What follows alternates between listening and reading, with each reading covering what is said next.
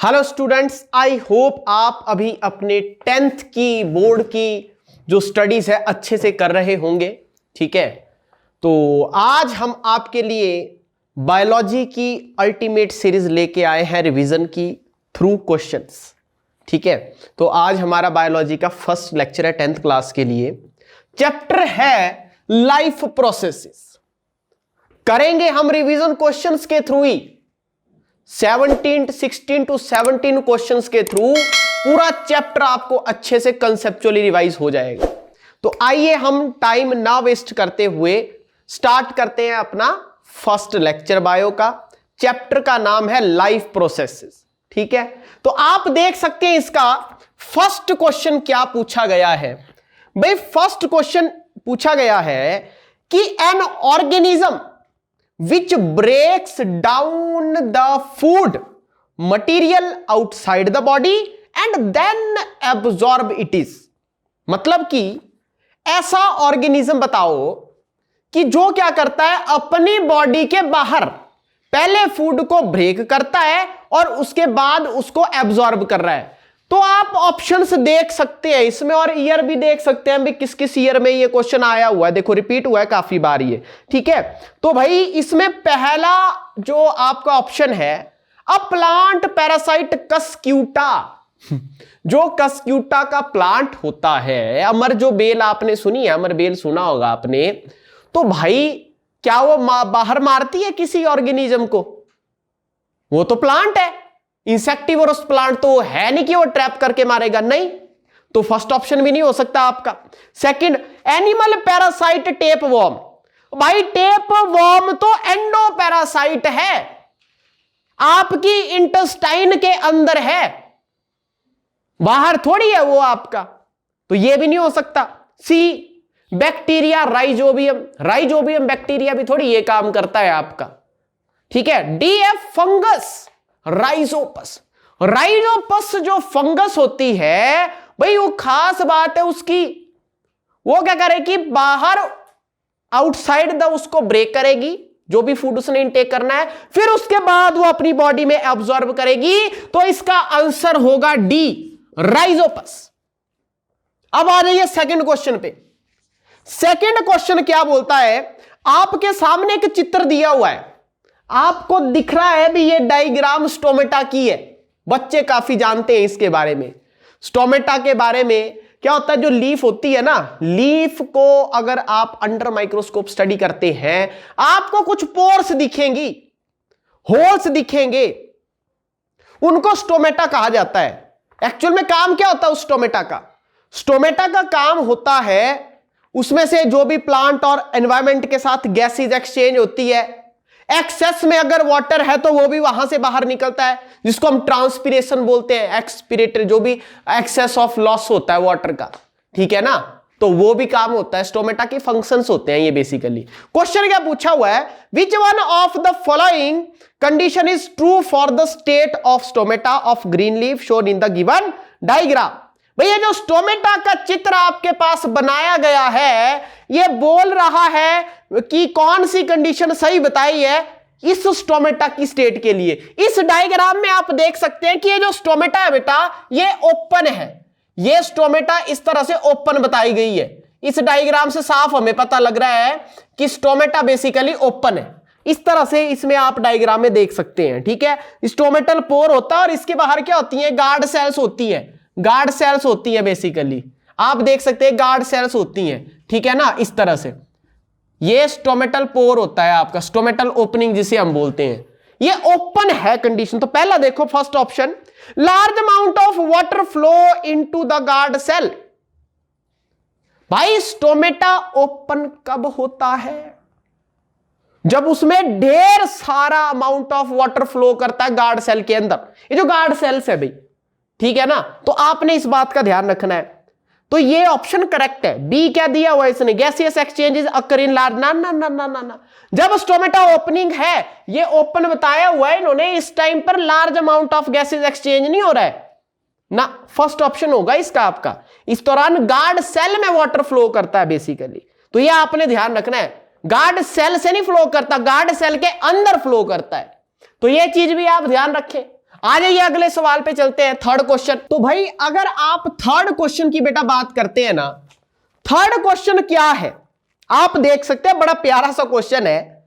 In human being, हम इंसान जो होते हैं, the process of digestion is completed, जब हमारे अंदर डाइजेशन का प्रोसेस कंप्लीट होता है, कैसे?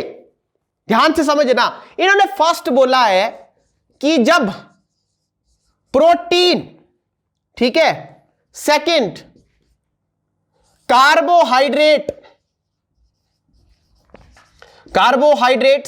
थर्ड फैट्स, फोर्थ, बस तीन ही दिए है इसमें, तीन ही दिए, ठीक है। तो इन्होंने क्या बोला है, ठीक है, fats are respectively finally converted into, इसने ये बोला है कि प्रोटीन कंप्लीटली, कार्बोहाइड्रेट और फैट कंप्लीटली जब डाइजेस्ट होती हैं तो वो लास्ट में किस में कन्वर्ट होके होती है। अब सिंपल सी बात है, कोई चीज बनती है, जैसे मान लो दीवार है, मान लो आपने दीवार खड़ी करनी है, दीवार को बनाने के लिए क्या क्या लगेगा, ईंटें लगेंगी, पत्थर लगेंगे, ईंटें करते हैं आजकल तो यूज, ठीक है, सीमेंट लगेगा, ठीक है, रेत लगेगी, बजरी लगेगी, ठीक है। तो अगर आपको उसको बनाना है ना तो ढेर सारी यूनिट्स का प्रयोग करना पड़ रहा है, यूज करना पड़ रहा है, मतलब एक दीवार को बनाने के लिए कई ईंटें लगेंगी, और जब आप दीवार को तोड़ेंगे तो ईंटें बिखर जाएंगी। तो भाई ये टूटेगा भी उसी में जिससे ये बना हुआ है, मतलब प्रोटीन जिन चीजों से मिलकर बनी होती है ना उसमें टूटेगी वो, कार्बोहाइड्रेट भी उन्होंने चीजें में टूटेगा जिनसे बना होगा। जो प्रोटीन्स होती हैं, एक प्रोटीन को बनाने के लिए एक स्पेशल टाइप की यूनिट लगती है, ढेर सारी यूनिटें, उसका नाम होता है बेटा अमाइनो एसिड्स। क्या नाम होता है? Amino acids. भाई अमाइनो एसिड्स को बोला जाता है बिल्डिंग ब्लॉक्स ऑफ प्रोटीन। ओहो मजा आ गया सर, क्या मतलब हुआ ये बिल्डिंग ब्लॉक्स? क्यों बोल रहे हैं हम इसको प्रोटीन का? भाई जिस तरह से ईंटों से मिलकर, ढेर सारी ईंटों से मिलकर दीवार बनती है, वॉल बनती है, उसी तरह से ढेर सारे अमाइनो एसिड्स को जोड़ के एक प्रोटीन का बहुत बड़ा स्ट्रक्चर बनता है। प्रोटीन बहुत बड़ा स्ट्रक्चर होता है, ऐसा नहीं आपसे बड़ा है, आपके अंदर प्रोटीन ही है, कार्बोहाइड्रेट है, ढेर सारे न्यूट्रिएंट्स है, समझो इस बात को आप। जैसे मोतियों की माला होती है ना, तो उसी तरह से ढेर सारे अमीनो एसिड्स आप जोड़ दे तो प्रोटीन बनती, पॉलीपेप्टाइड बनती है। पहले जब उसका atomic mass 10,000 atomic mass unit से ज्यादा हो जाता है तो फिर उसको प्रोटीन बोल दिया जाता है बेसिकली। इस बात को आप समझे ध्यान से। तो भाई प्रोटीन अमाइनो एसिड में टूटेगा, तो सर कार्बोहाइड्रेट किस में टूटेगी? भाई कार्बोहाइड्रेट्स को जब बनाया, जब कार्बोहाइड्रेट बनती है ना, छोटी छोटी शुगर की मॉलिक्यूल्स लगती है, वो खाने वाली चीनी नहीं, और भी टाइप ऑफ शुगर्स होती है। आप पढ़ेंगे बड़ी क्लासेस में, +1 में अगर आप मेडिकल लेंगे तो उसमें आप पढ़ेंगे भाई किस तरह से जो है आपके कार्बोहाइड्रेट्स फॉर्म होते हैं। तो शुगर्स होती हैं, उससे बनते हैं कार्बोहाइड्रेट आपके ढेर सारे। जिस तरह से अमाइनो एसिड को बना के प्रोटीन बनती है, उस तरह ढेर सारी शुगर्स को मिला के आपका कार्बोहाइड्रेट मिलता है। मेन कंपोजिशन ग्लूकोज होता है। तो भाई कार्बोहाइड्रेट किस में टूटेगा? ग्लूकोज में टूटेगा। किस में टूटेगा? ग्लूकोज में टूटेगा सर। फैट किस में टूटती है? फैटी एसिड्स में। भाई ढेर सारे फैटी एसिड्स जुड़ के क्या बनाते हैं? फैट बनाते हैं। तो अब ऑप्शन में जहां भी ऑप्शन दिख रही है प्रोटीन, देखो ये आपको बी ऑप्शन दिख रहा है इसका, इसमें फर्स्ट का एमिनो एसिड है, बी ग्लूकोज है, सी फैटी है। आपने सीक्वेंस में लिखना है क्योंकि रिस्पेक्टिवली वर्ड का प्रयोग हुआ है इसमें, ठीक है। तो आई थिंक आप समझ गए होंगे। एंड ग्लिसरॉल, ग्लिसरॉल में भी तो ये चीज ध्यान रखना, अगर किसी ऑप्शन में लास्ट में आपको फैटी एसिड एंड ग्लिसरॉल मिल रहा है ना, तो आप वो वाला ऑप्शन टिक लगाएंगे, अकेला फैटी एसिड वाला नहीं लगाएंगे। आई थिंक आपको ये क्वेश्चन समझ में आ गया होगा। चलिए अगले क्वेश्चन पे चलते हैं। चलिए फोर्थ क्वेश्चन, आप देख सकते हैं कौन कौन से ईयर में आया हुआ है, ये रिपीटेड क्वेश्चंस हैं आपके, पर ये ऐसे क्वेश्चन हैं जिनके थ्रू आप पूरे चैप्टर का रिवीजन कर सकते हैं अच्छे से। एक भी टॉपिक नहीं छूटेगा आपका, मोस्ट इंपॉर्टेंट टॉपिक्स जो भी उसमें होंगे। अगला है, देखो बेटा, मैच द फॉलोइंग कॉलम है, बड़ा प्यारा और बड़ा इजी सा क्वेश्चन है। इसमें आपने एक तरफ क्या दिया हुआ है, देखो आप मैच देख सकते हैं, एक तरफ इसने क्या दिया हुआ है, आर्टरी। आर्टरी के सामने क्या लिखा हुआ है भाई, have thin wall, have thin wall. B veins, इसमें क्या लिखा है इन्होंने, takes place in animals and plants. C aerobic respiration. देखना यहां से बेटा आपके 2 से 3 कंसेप्ट क्लियर होने वाले हैं इस क्वेश्चन से। इसके सामने इन्होंने क्या लिखा हुआ है, इसके सामने इन्होंने लिखा हुआ है आपका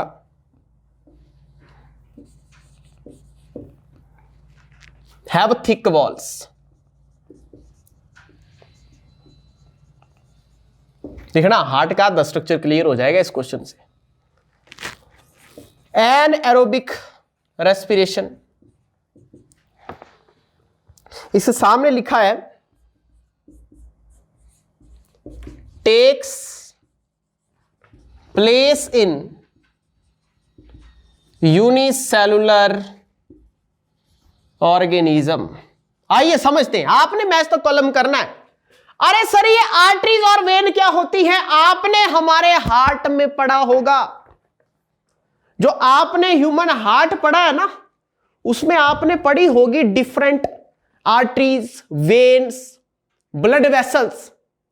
आप खुद सोचो, क्या हमारे बॉडी के अंदर खून ऐसे ही पड़ा होता है? नहीं, पाइपें लगी होती हैं उसकी भाई, वेसल्स बोलते हैं उनको, उन पाइपों को वेसल बोला जाता है। जैसे पानी की पाइपें लगाई होती है ना हमने घरों में, उसी तरह से हमारी बॉडी के अंदर खून की पाइपें हैं, खून की नालियां हैं, उनको वेसल्स बोला जाता है। वेसल्स 3 तरह की होती है मेनली, एक होती है आर्टरी, एक होती है वेन और एक होती है कैपिलरी। अब सर ये जो आर्टरी होती है, बच्चों को बहुत कंफ्यूजन होता है, बच्चे रटके जाते हैं इसको, बच्चों को रटाया जाता है arteries always carry oxygenated blood. बहुत गलत बात है भाई, हर बार आर्टरी ऑक्सीजनेटेड ब्लड को कैरी नहीं करती है, कुछ एक्सेप्शंस भी होते हैं। सबसे बेस्ट तरीका जो इसका होता है ना, वो मैं आपको बताता हूं। भाई ये आपका हार्ट है, मान लीजिए, ये मान लीजिए हार्ट है, ठीक है।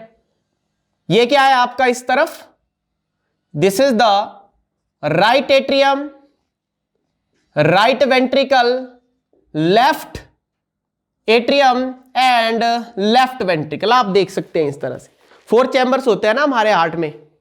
तो होता क्या है, आप हमेशा ध्यान रखें, जो भी वेसल खून को हार्ट से दूर लेके जा रही है उसको आर्टरी बोला जाता है।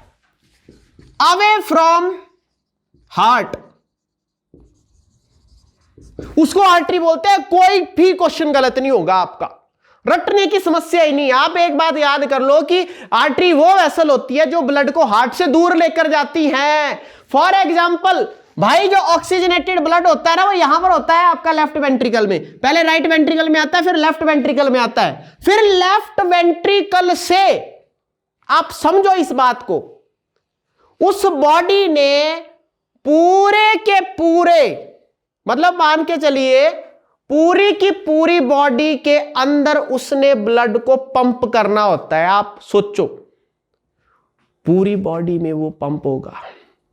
जब वो पूरी बॉडी में पंप होगा तो भाई साहब उसको प्रेशर लगाना पड़ेगा।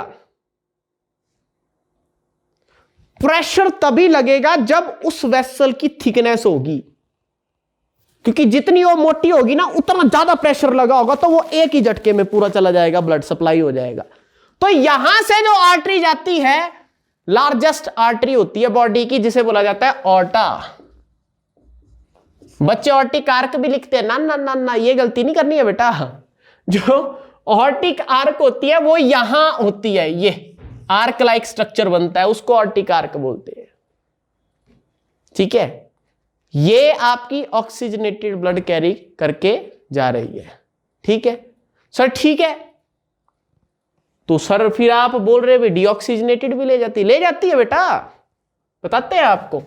ये जो राइट एट्रियम होता है ना, यहां पर कौन सा ब्लड आता है? गंदा खून आता है, डीऑक्सीजनेटेड ब्लड, जिसमें ऑक्सीजन नहीं होती है आपकी, जिसमें ऑक्सीजन नहीं होती है बेसिकली, ठीक है। तो बेसिकली ये आता है जो ऑर्गन यूज कर लेते हैं ब्लड का, ठीक है। फिर वहां से डीऑक्सीजनेटेड ब्लड आएगा और सीधा राइट एट्रियम में आएगा, राइट एट्रिया से राइट वेंट्रिकल में जाएगा। सर वो गंदा खून है भाई, उसको साफ करना पड़ेगा आपको। उसको प्योरीफाई करने के लिए, उसमें ऑक्सीजन डालने के लिए आपको उसको कहां ले जाना पड़ेगा? लंग्स के पास ले जाना पड़ेगा। कहां ले जाना पड़ेगा? लंग्स के पास ले जाना पड़ेगा। तो सर लंग्स के पास इसको कौन लेके जाएगा इस राइट वेंट्रिकल से? भाई जो आर्टरी जाती है, आर्टरी लेके जाती है इसको। सोचो, उस आर्टरी का नाम होता है pulmonary artery. Pulmonary artery, pulmonary जो टर्म आती है वो लंग्स से रिलेटेड होती है, ठीक है। और ये लंग्स को लेके जा रही है। फिर लंग्स से जो वेसल ब्लड को लेके आती है, जो ऑक्सीजनेटेड ब्लड है, वो पल्मोनरी वेन होती है। फंस गए ना? पल्मोनरी वेन तो सर ऑक्सीजनेटेड ब्लड ला रही है, इसलिए देखो आर्टरी हार्ट से दूर लेके जा रही है, यहां पर भी आर्टरी हार्ट से दूर लेके जा रही है। तो हमेशा याद रखें, आर्टरी ब्लड को हार्ट से दूर लेके जाती है, वेन हार्ट के पास लेके जाती है, चाहे वो ऑक्सीजनेटेड है चाहे डीऑक्सीजनेटेड ब्लड है। तो ये चीज आप दिमाग में सेट करके रख दे इस बात को। आई होप ये समझ आ गया होगा।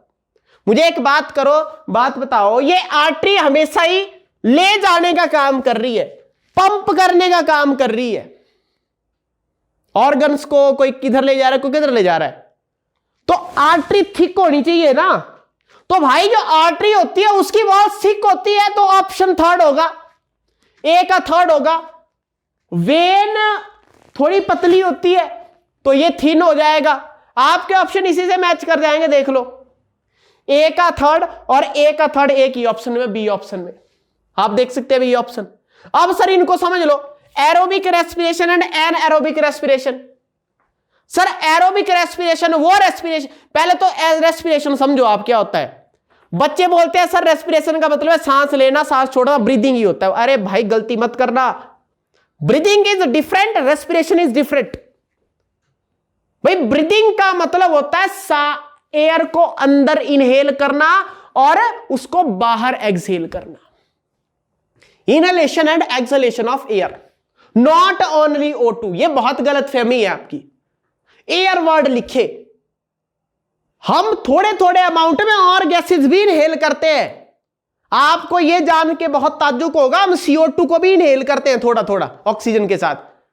क्या आपके एटमॉस्फेयर में फिक्स ऑक्सीजन ही नहीं, ढेर सारी है, नाइट्रोजन भी है, कार्बन डाइऑक्साइड भी है, ऑक्सीजन भी, और भी ढेर सारी गैसेज है। पर इन्वायरमेंट में सबसे ज्यादा जो पार्शियल प्रेशर होता है वो ऑक्सीजन का होता है, और हमारी बॉडी में लो, तभी तो वो हाई से लो जाती है। वो आप अच्छी बड़ी क्लासेस में पढ़ेंगे कैसे ब्रीदिंग होता है, वो तो ब्रीदिंग है। सर ये रेस्पिरेशन क्या है? भाई जो तुमने सांस ली उसमें जो ऑक्सीजन होगी, आपने भोजन खाया है, आपने फूड इनटेक किया है बाहर से, भाई उसको तोड़ने के लिए ऑक्सीजन लगेगी, तब जाके वो सिंपल सबस्टेंस में टूटेगा आपका। फिर जब वो सिंपल सब्सटेंसेस में ब्रेक होगा, जैसे फॉर एग्जांपल आपने कार्बोहाइड्रेट लिया, ग्लूकोज ली, ग्लूकोज खाएंगे, ऑक्सीजन की प्रेजेंस में ब्रेक होगा, वहां से कार्बन डाइऑक्साइड रिलीज होगी टिश्यू के अंदर, वाटर रिलीज होगा, और साथ में एनर्जी भी मिलेगी आपको एटीपी की फॉर्म में। ये जो एनर्जी मिल रही है, एनर्जी का प्रोडक्शन करना by breakdown of food is called as the respiration. अब एरोबिक एनारोबिक क्या है सर? सर अगर ऑक्सीजन की प्रेजेंस में फूड तोड़ के एनर्जी ली जा रही है, उसे एरोबिक रेस्पिरेशन बोला जाता है। एनारोबिक ऑक्सीजन की एब्सेंस या लिमिटेड सप्लाई, बहुत कम सप्लाई है ऑक्सीजन की। आप जिम शिम करते हैं भाई, हैवी एक्सरसाइज करते हैं, कोई खेलता है तगड़ा, आपने देखा होगा मसल्स पेन करना शुरू कर देती है। क्यों? क्या रीजन है इसका? क्योंकि आपकी जो सेल्स हैं, जो सेल के अंदर रेस्पिरेशन होगा, उनको ज्यादा ऑक्सीजन की डिमांड है। आप हैवी एक्सरसाइज कर रहे हैं, जो वो बन रही है एनर्जी वो आप वहां खर्च कर रहे हैं। तो जितनी ज्यादा एनर्जी चाहिए उतनी अंदर ज्यादा ऑक्सीजन आनी चाहिए। ऑक्सीजन की डिमांड, अगर ऑक्सीजन की डिमांड बढ़ जाए और कम है सप्लाई, तो उसमें भी एनारोबिक रेस्पिरेशन हो जाता है। फिर आपके ग्लूकोज जो होता है आपका, वो लैक्टिक एसिड में कन्वर्ट हो जाता है। आपका ग्लूकोज से पायरुविक एसिड बनता है, फिर वो लैक्टिक एसिड में चला जाता है बेसिकली। अगर एब्सेंट ही है भाई, एब्सेंट ही है ही नहीं ऑक्सीजन, तो पायरुविक एसिड आपका एल्कोहल में बदल जाएगा, इथेनॉल में बदल जाएगा। तो ये बात है। तो सर ये तो हमें पता लग गया। सर एरोबिक रेस्पिरेशन होता है एनिमल्स एंड प्लांट्स में, तो ऑप्शन जाएगा ये। और एनारोबिक यूनिसेलुलर ऑर्गेनिज्म, यूनि का मतलब सिंगल, जैसे अमीबा है, ठीक है, यूनिसेलुलर ऑर्गेनिज्म में एनारोबिक रेस्पिरेशन होता है बेसिकली आपका। तो ये आई थिंक आपको पता लग गया होगा। इसका ऑप्शन जो है बी, आपका बी होगा इसका ऑप्शन, ठीक है। तो देखो कितने कॉन्सेप्ट्स इस टॉपिक से समझ आए आपको। तो आइए अब अगले क्वेश्चन पे चलते हैं। आइए नेक्स्ट क्वेश्चन देखते हैं। नेक्स्ट क्वेश्चन आप देख सकते हैं भाई, क्या पूछा है? In a human respiratory system the path taken by air when we breathe in. अब समझो मेरी बात ध्यान से भाई, ये बोल रहा है आपके पास ऑप्शंस बनाई है ट्रैक की। भाई जब आप सांस लेते हैं, एयर, देखो इसने भी लिखा है एनसीईआरटी ने, एयर ब्रीथ करते हैं, एयर, नॉट ओनली ऑक्सीजन। गलत हो जाती है चीज जब स्पेसिफिसिटी पर जाते हैं। भाई जब हम ब्रीथ करते हैं ना, तो सबसे पहले जो एयर है कहां से एंटर करती है? नोज से। इनको बोलते हैं नॉस्ट्रिल्स, नेजल ओपनिंग, ठीक है। नॉस्ट्रिल के बाद गई नेजल चैम्बर में, फिर उसके बाद यहां बेटा, यहां पर ध्यान से समझना, एक जंक्शन आता है जहां पर फूड पाइप, ध्यान से समझे, जैसे ये नेजल चैम्बर आ गया आपका, और ये आपकी बक्कल कैविटी है, ठीक है। ये मान लो नॉस्ट्रिल्स होंगे, यहां से एयर अंदर आएगी, इनको क्या बोलते हैं? नॉस्ट्रिल्स। क्या बोलते हैं? नॉस्ट्रिल, एक्सटर्नल नोज बेसिकली, ठीक है। यहां से एयर आएगी, यहां से आप भोजन खा रहे हैं, ये आपकी बक्कल कैविटी है, जहां से ये बक्कल कैविटी है, ये नेजल चैम्बर है। भाई ये जंक्शन ध्यान से समझिएगा, ये जंक्शन, जिस जंक्शन पे आपकी विंड पाइप और फूड पाइप, विंड पाइप और बक्कल कैविटी और नेजल चैम्बर, जहां जिस जंक्शन पे ओपन होता है उसे बोलते हैं बेटा फेरिंग्स। क्या बोलते हैं? फेरिंग्स। क्या बोलते हैं भाई? फेरिंग्स बोला जाता है। सही बात है सर। अब यहां पर क्या होता है, ध्यान से समझिएगा, यहां पर दो रास्ते होते हैं, दो रास्ते। एक रास्ता एयर के लिए होता है, एक रास्ता खाने के लिए होता है भाई मेरे। तो आप समझो, देखना कितनी जबरदस्त चीज बताई है इसमें। ये जो आगे होती है, ये इसको बोलते हैं विंड पाइप। क्या बोलते हैं? Wind pipe, trachea. ये ट्रैकिया है, ठीक है, क्लियर। और ये ट्रैकिया यहां से थोड़ा सा स्वेलन होता है, इस स्वेलन पोर्शन को क्या बोला जाता है? लैरिंग्स बोला जाता है।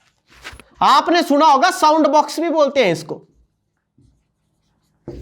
साउंड बॉक्स भी बोलते हैं। सेकेंडरी सेक्सुअल कैरेक्टर में भी आता है ये बेसिकली, 8th में पढ़ा होगा आपने, ठीक है।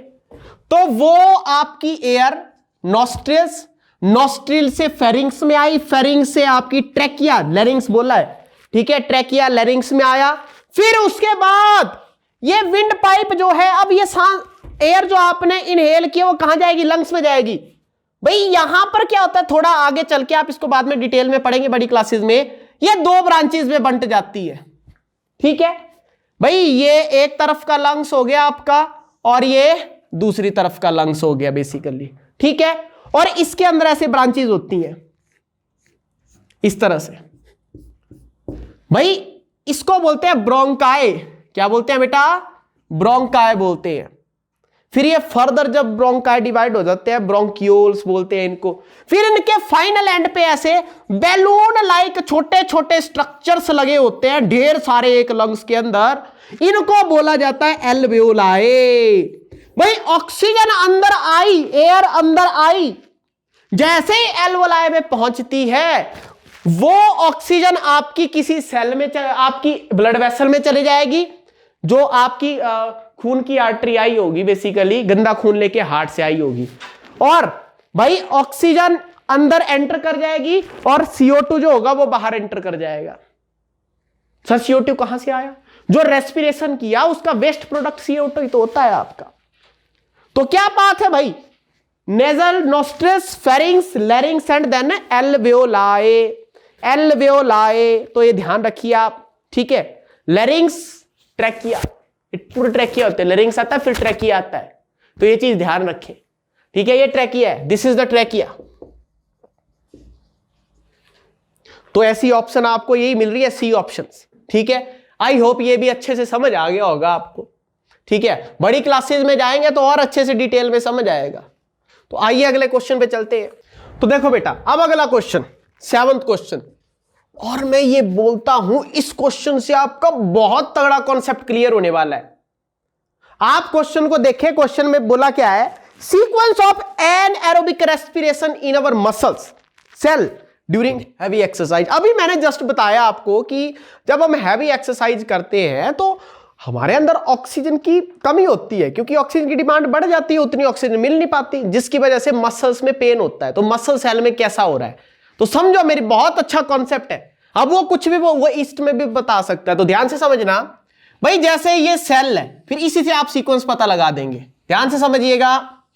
ये सेल है फॉर एग्जांपल, सेल में क्या होता है, साइटोप्लाज्म होता है, उसका न्यूक्लियस होता है, माइटोकॉन्ड्रिया होती है बेसिकली। माइटोकॉन्ड्रिया का नाम सुना होगा आपने, ठीक है भाई। ये मान लो माइटोकॉन्ड्रिया है, ध्यान से समझिएगा, बहुत प्यारा कॉन्सेप्ट है। ये मान लीजिए माइटोकॉन्ड्रिया है, दिस इज द माइटोकॉन्ड्रिया, ये माइटोकॉन्ड्रिया है। ये सेल है, ध्यान से समझना बेटा, ये साइटोप्लाज्म है, ठीक है, और ये माइटोकॉन्ड्रिया है। बहुत प्यारा कॉन्सेप्ट समझ आने वाला है आपको इस क्वेश्चन से, जो भी सवाल आएगा उड़ा ले जाएंगे आप। होता क्या है, आपने अभी पढ़ा होगा कि हमारी सेल के अंदर जाती है वो ग्लूकोज आपकी, जो आपने खाई, जो भी आपने भोजन खाया, जैसे फॉर एग्जांपल मैंने ग्लूकोज खाया भाई, ग्लूकोज खाया मैंने, कार्बोहाइड्रेट खाई, वो जाएगी सेल की साइटोप्लाज्म में। कहां जाएगी? सेल की साइटोप्लाज्म में। ये ग्लूकोज टूटती है किसमें? एक नाम सुना होगा पाइरुवेट, आपने क्या नाम सुना होगा? पाइरुवेट। ये स्कीम बनाने को आती है भाई। ये कब, ये किसमें हो रहा है काम? साइटोप्लाज्म में। ध्यान से समझना, ग्लूकोज का पाइरुवेट में टूटना क्या कहलाता है भाई? नाम सुन लीजिए, ग्लाइकोलिसिस। ग्लाइको मतलब ग्लूकोज, लिसिस मतलब टूटना। ग्लूकोज को पाइरुविक एसिड में, या पाइरुविक एसिड बोले या पाइरुवेट बोले, आपकी मर्जी है भाई।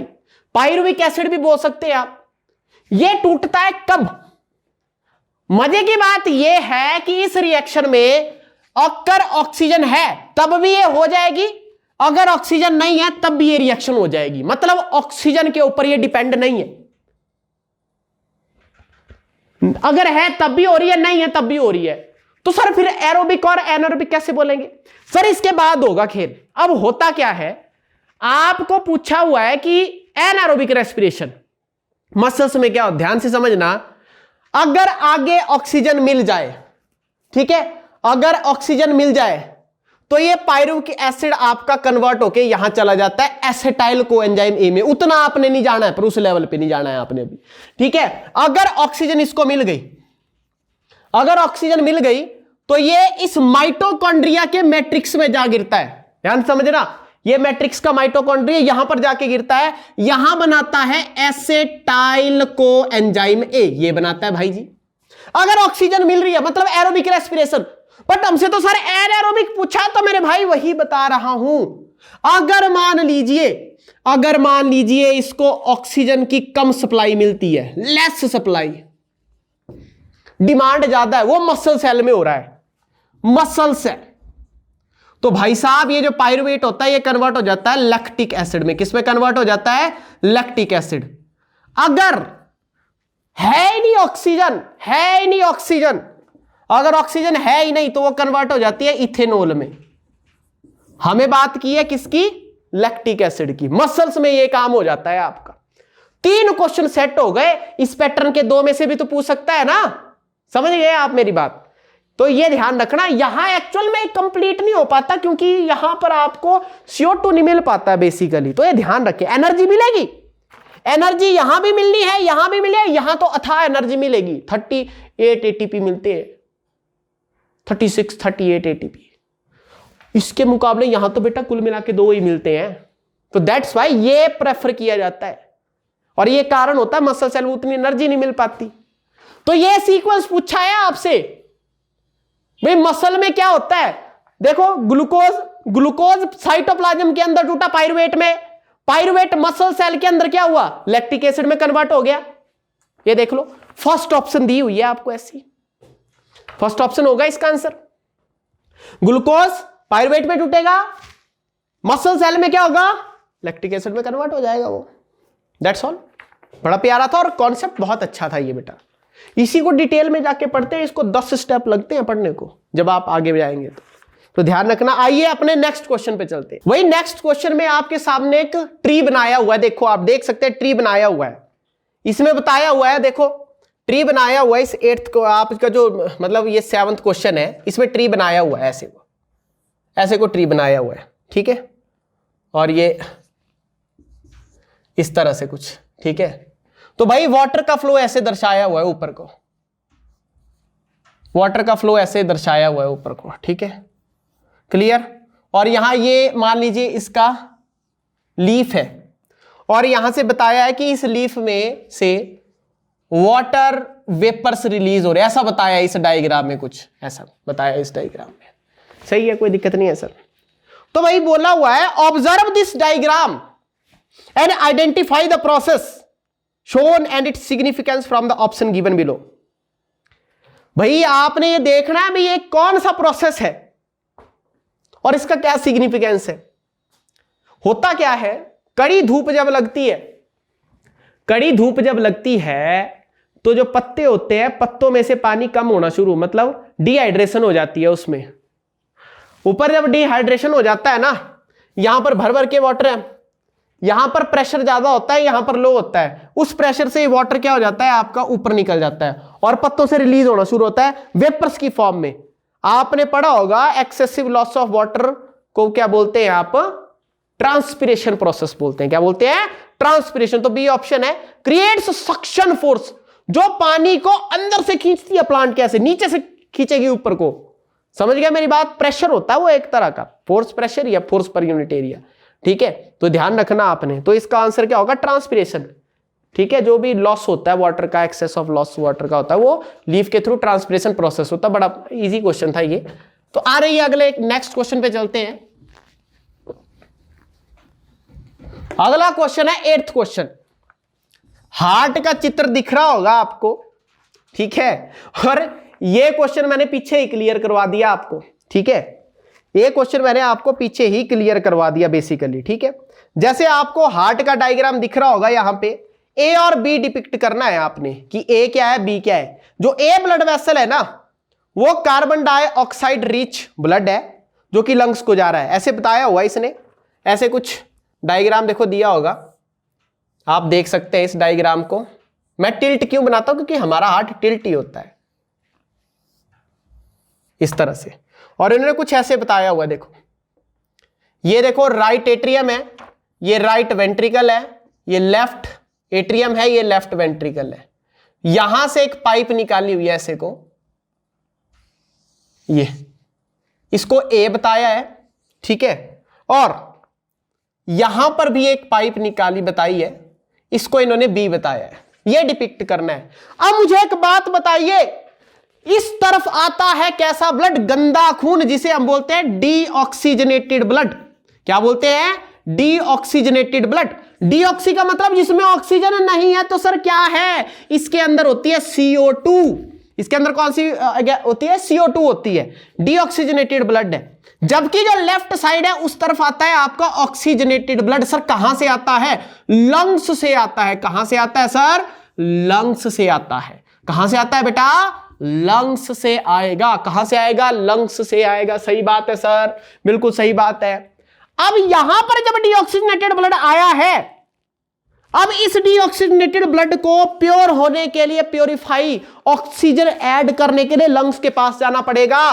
भाई ये आर्टरी है क्योंकि ये हार्ट से दूर लेकर जा रही है ब्लड को, तो इसका मतलब ये तो आपकी कैसा ब्लड है? इसके अंदर डीऑक्सीजनेटेड ब्लड है, मतलब इसमें ऑक्सीजन नहीं है।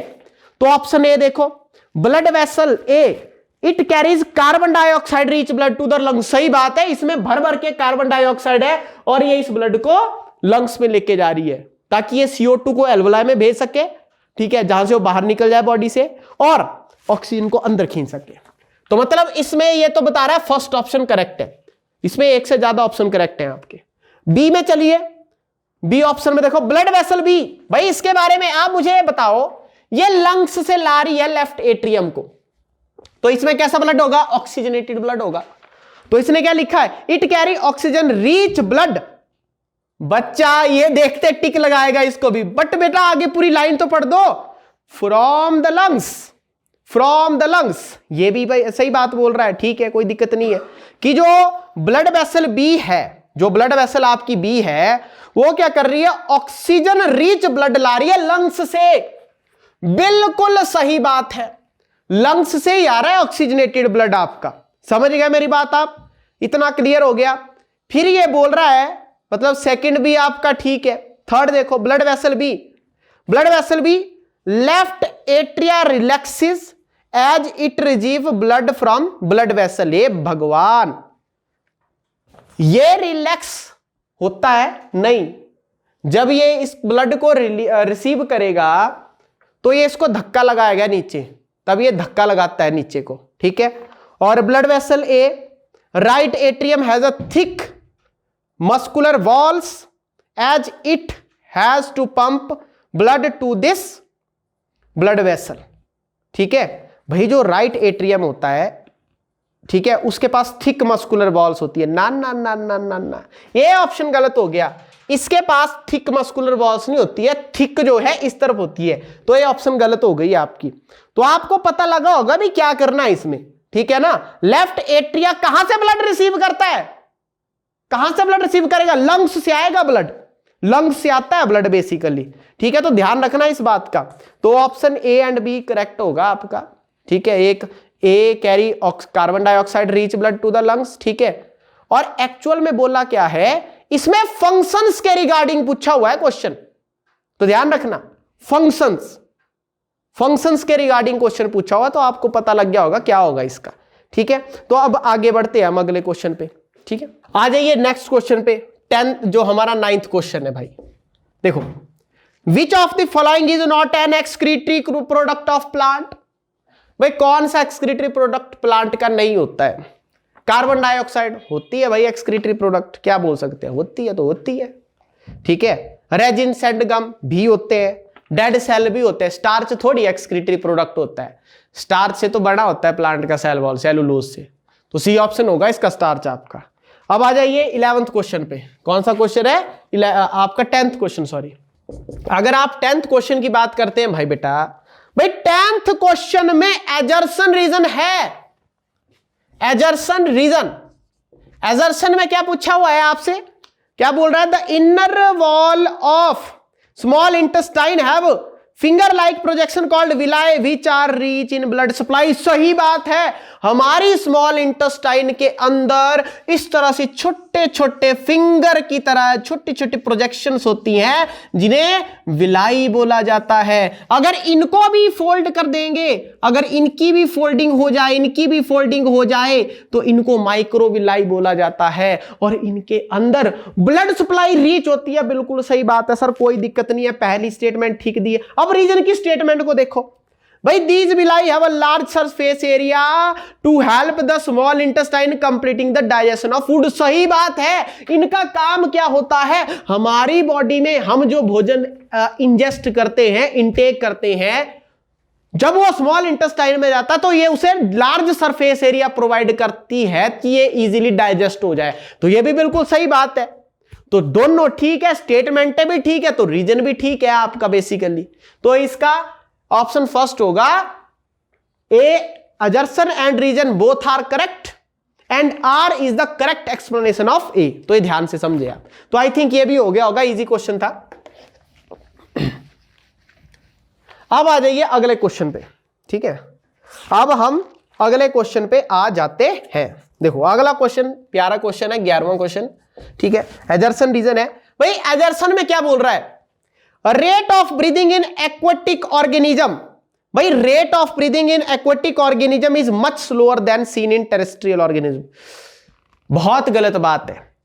जो एक्वेटिक ऑर्गेनिजम्स होते हैं, जो एक्वेटिक ऑर्गेनिजम्स होते हैं आपके, उनमें क्या ब्रीदिंग का रेट बहुत कम होता है? ना, उनके अंदर तो फास्ट होता है, हाई रेट होता है ब्रीदिंग का एज कंपैरिजन टू टेरेस्ट्रियल से। तो पहला स्टेटमेंट गया, मतलब assertion इज फॉल्स। तो assertion इज फॉल्स का एक ही दिखता है, डी ऑप्शन, और आर ट्रू है। तो देख लेते हैं।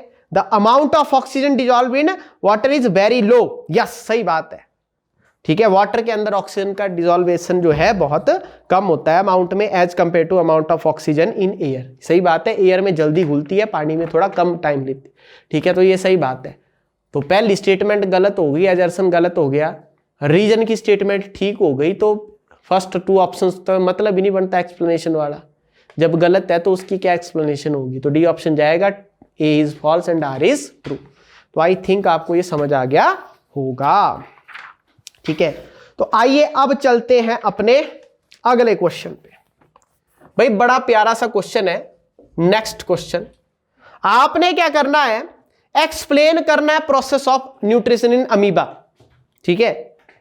भाई जो अमीबा होता है यूनिसेलुलर ऑर्गेनिज्म होता है बेसिकली, ठीक है।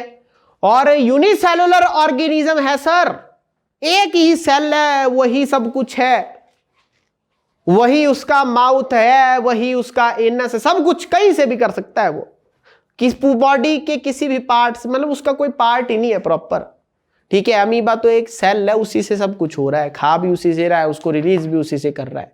तो आप समझ गए होंगे इस बात को, ठीक है।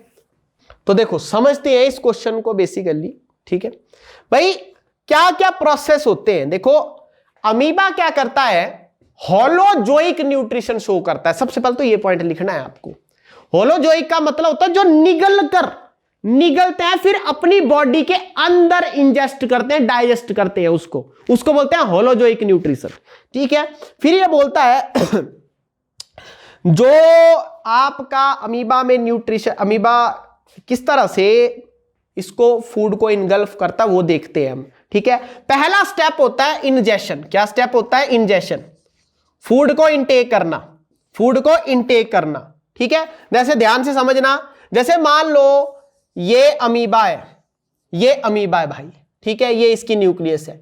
जैसे ये फूड है, पहले ये क्या करेगा? इस फूड को कैप्चर करेगा, ये इस फूड को कैप्चर करेगा। कैप्चर करते ही क्या होगा? ये फूड पार्टिकल जो है, ये न्यूक्लियस था, ये फूड पार्टिकल इसके अंदर जाएगा, ठीक है। फर्स्ट स्टेप हो गया इंजेशन। सेकंड स्टेप, अब ये क्या करेगा? इस फूड को ब्रेक करेगा, टुकड़ों में तोड़ेगा। अब जब ये मेरे भाई इसको टुकड़ों में तोड़ेगा तो उसको क्या बोलेंगे? डाइजेशन। मतलब सर सेकंड स्टेप हो गई डाइजेशन, क्या हो गया? डाइजेशन। भाई इसकी बॉडी के अंदर डाइजेशन करने वाले एंजाइम सिक्रीट होंगे जिन्हें हम डाइजेस्टिव एंजाइम बोलते हैं। क्या बोलते हैं बेटा? डाइजेस्टिव एंजाइम बोलते हैं, ठीक है। वो डाइजेस्टिव एंजाइम इस फूड पार्टिकल को क्या करेंगे? तोड़ेंगे। कॉम्प्लेक्स सब्सटेंस है, उसको सिंपल टुकड़ों में तोड़ेंगे बेसिकली, ठीक है। फिर उसके बाद इसके अंदर कुछ वैक्यूल होंगे, इनको फूड वैक्यूल कहा जाता है। फिर ये फूड वैक्यूल क्या करते हैं? इसको एब्जॉर्ब करते हैं, फूड को, जो टूटा हुआ फूड है उसको एब्जॉर्ब करेंगे। तो फिर होता है थर्ड स्टेप होता है एब्जॉर्प्शन। क्या होता है बेटा? एब्जॉर्प्शन। एब्जॉर्प्शन के बाद ये फूड का न्यूट्रिशन वहां जाएगा जहां इसको दिक्कत, जहां प्रॉब्लम, मतलब जहां नीड है, तो उसको बोलते हैं एसिमिलेशन। क्या बोलेंगे बेटा? एसिमिलेशन। क्या बोलेंगे उसको? एसिमिलेशन। क्या बोलेंगे भाई? एसिमिलेशन। मतलब कि जो फूड उसने खाया, एब्जॉर्ब किया, उससे एनर्जी ली जाएगी, उसको एसिमिलेशन कहा जाएगा। ये बात ध्यान रखें। और वही एनर्जी उसकी बॉडी की ग्रोथ के लिए रिस्पॉन्सिबल होगी, रिपेयर मेंटेनेंस के लिए रिस्पॉन्सिबल होगा। ठीक है सर। अब कुछ भोजन ऐसा होगा जो बच जाएगा, जो डाइजेस्ट नहीं हो पाएगा। अब जो अनडाइजेस्टेड फूड है सर, उसको ये बॉडी से बाहर फेंक देगा, उसको बॉडी से बाहर फेंक देगा। इस प्रोसेस को बोलते हैं इजेशन। तो भाई ये 5 स्टेप होते हैं अमीबा के अंदर न्यूट्रिशन के। समझ गए मेरी बात आप, कि किस तरह से अमीबा के अंदर न्यूट्रिशन होता है बेसिकली। तो ये चीज ध्यान रखें भाई। ये सीधा सरफेस जहां से लिए वहीं से फेंक देगा इसको बाहर, वहीं से फेंक देगा। और ये जहां से जैसे ये इसी की सरफेस को आगे निकालता है, चलने के लिए भी, मूव करने के लिए भी। इसको फॉल्स फुट बोलते हैं, स्यूडोपोडिया। सुना होगा आपने इसके स्ट्रक्चर में, समझ गए होंगे इस बात को। तो इस तरह से अमीबा में आपने शो करना डायग्रामेटिकली सुंदर सुंदर। तो आइए अगले क्वेश्चन पे चलते हैं। अब देखो क्वेश्चन नंबर 13। भाई जो क्वेश्चन नंबर 13 बड़ा इजी सा क्वेश्चन है। आपके पास कुछ एंजाइम डाइजेस्टिव सिस्टम के कुछ टर्म्स दिए हैं। एक दिया है आपका हाइड्रोक्लोरिक एसिड मतलब HCl, एक दिया है विलाई, और तीसरा दिया है बेटा एनल स्फिंक्टर, एनल स्फिंक्टर, और अगला दिया है बेटा लाइपेज। देखो ये एसिड है, ये एंजाइम है, ये अंदर पार्ट्स होते हैं। ठीक है। अब इसमें आपको बोला है इनके आपने रोल बताने हैं डाइजेस्टिव सिस्टम में। ठीक है भाई। HCl क्या करता है? हाइड्रोक्लोरिक एसिड का क्या काम होता है? हमारे स्टमक में प्रेजेंट होता है, ये एसिडिक मीडियम प्रोवाइड करता है भाई साहब। हमारे पेट में एसिडिक मीडियम होता है भाई।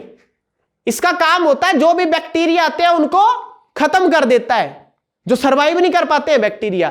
तुम बोलोगे सर अगर हमारे पेट में, हमारे स्टमक में एसिड है तो हमारा स्टमक जल क्यों नहीं जाता सर? क्योंकि हमारे स्टमक की जो इनर लाइनिंग होती है, जैसे ये आपका स्टमक है, इसकी जो इनर लाइनिंग होती है इसमें प्रेजेंट होता है म्यूकस। इस म्यूकस का काम ही होता है इस स्टमक की वॉल को HCl से प्रोटेक्ट करना। तो HCl का क्या काम हो गया? हमारे स्टमक को एसिडिक मीडियम प्रोवाइड करना ताकि ये डाइजेशन में हेल्प कर सके और जो बैक्टीरिया वगैरह आते हैं उनको भी मार सके। तो ये चीजें ध्यान रखनी है। ठीक है। और इसका सबसे इंपॉर्टेंट काम क्या होता है? सबसे इंपॉर्टेंट काम क्या होता है? ये बेसिकली एक एंजाइम को एक्टिवेट करता है, शुरू कर देता है भाई जा। उसका नाम होता है पेप्सिन। और पेप्सिन बेटा क्या करता है? पेप्सिन प्रोटीन को तोड़ता है। मतलब HCl अगर नहीं होगा तो हमारी बॉडी में प्रोटीन्स ब्रेक नहीं हो पाएंगी। सर क्यों नहीं हो पाएंगी? क्योंकि HCl नहीं होगा तो ये प्रोटीन को तोड़ने वाला एंजाइम ही एक्टिवेट नहीं हो पाएगा। तो आप इसका फंक्शन भी समझ गए होंगे, kills the bacteria and activates the pepsin.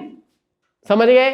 अब आ जाओ विलाई पे। अभी जस्ट पीछे हमने पढ़ा, विलाई का काम होता है, हमारी इंटेस्टाइन में प्रेजेंट होती है और उसके अंदर लार्ज सरफेस एरिया प्रोवाइड, ज्यादा से ज्यादा एरिया प्रोवाइड करेगी ताकि ज्यादा से ज्यादा इजीली डाइजेशन हो सके। तो ये फंक्शन होता है इसका, इंक्रीज करता है सरफेस एरिया को। समझ गए? ताकि प्रॉपर डाइजेस्टेड फूड का क्या हो सके, ब्लड के अंदर क्या हो सके, डाइजेशन हो सके। समझ गए? उसके बाद है एनल स्फिंक्टर। एनल स्फिंक्टर का काम, स्फिंक्टर का मतलब होता है जो क्या करते, दरवाजे होते हैं, ओपनिंग्स। ठीक है। एक्चुअल में ये जो आपके एनल स्फिंक्टर होता है प्रेजेंट होता है एनस में। ठीक है। एनस की ओपनिंग को कंट्रोल करता है और जो फिकल मैटर है, अनडाइजेस्टेड फूड है, उसको बॉडी से बाहर निकालने के लिए एक्सपेल करता है। 2 फंक्शन होते हैं इसके। एक तो एनस को ओपन करने के लिए हेल्प करता है, उसकी कंट्रोलिंग को हेल्प करता है। मतलब जो भी पूछताछ होगी, एनस अगर ओपन होगा तो एनल स्फिंक्टर की कंट्रोल में होगा ऊपर। दूसरा काम क्या है सर, फिकल मैटर को एक्सक्रीट करता, बाहर एक्सपेल करवाएगा। अगर एनल स्फिंक्टर आपके डैमेज हो जाते हैं तो आप फिकल मैटर को एक्सपेल नहीं कर सकते, ओपनिंग में हेल्प ही नहीं होगी। समझ गए मेरी बात? अनडाइजेस्टेड फूड आपकी बॉडी में रह जाएगा, वो सड़ना शुरू हो जाएगा, जिसकी वजह से आपको इन्फेक्शन होगी, भयंकर पेट दर्द होती है, ये ध्यान रखिए। उसके बाद आता है सर लाइपेस। लाइपेस एंजाइम है सर ऐसा एंजाइम जो फैट्स को ब्रेक करता है। अभी मैंने पीछे बताया किसमें टूटते हैं sir, fatty acid plus glycerol में। ये फंक्शन होता है इसका भाई, फैट के मॉलिक्यूल्स को फैटी एसिड और ग्लिसरोल में तोड़ता है। समझ गए होंगे आप ये बात, आई थिंक ये अच्छे से समझ आ गया होगा। आइए अब अगले क्वेश्चन पे चलते हैं। तो देखो स्टूडेंट्स, नेक्स्ट क्वेश्चन देखते हैं। हमारा जो अगला क्वेश्चन है, देखो आपके सामने है कि difference between alveoli and nephron. भाई एल्वेओलाई एंड नेफ्रॉन में क्या डिफरेंस? अब एक चीज ध्यान रखना, क्वेश्चन आगे भी दिया हुआ है, on the basis of following points. पूरा नहीं करना है आपने, सिर्फ और सिर्फ 2 पॉइंट्स के बेसिस में इनमें डिफरेंस लिखना है। एक तो सबसे पहला उसकी structure and location, and second point जो बोला इन्होंने फंक्शन के बेसिस पे।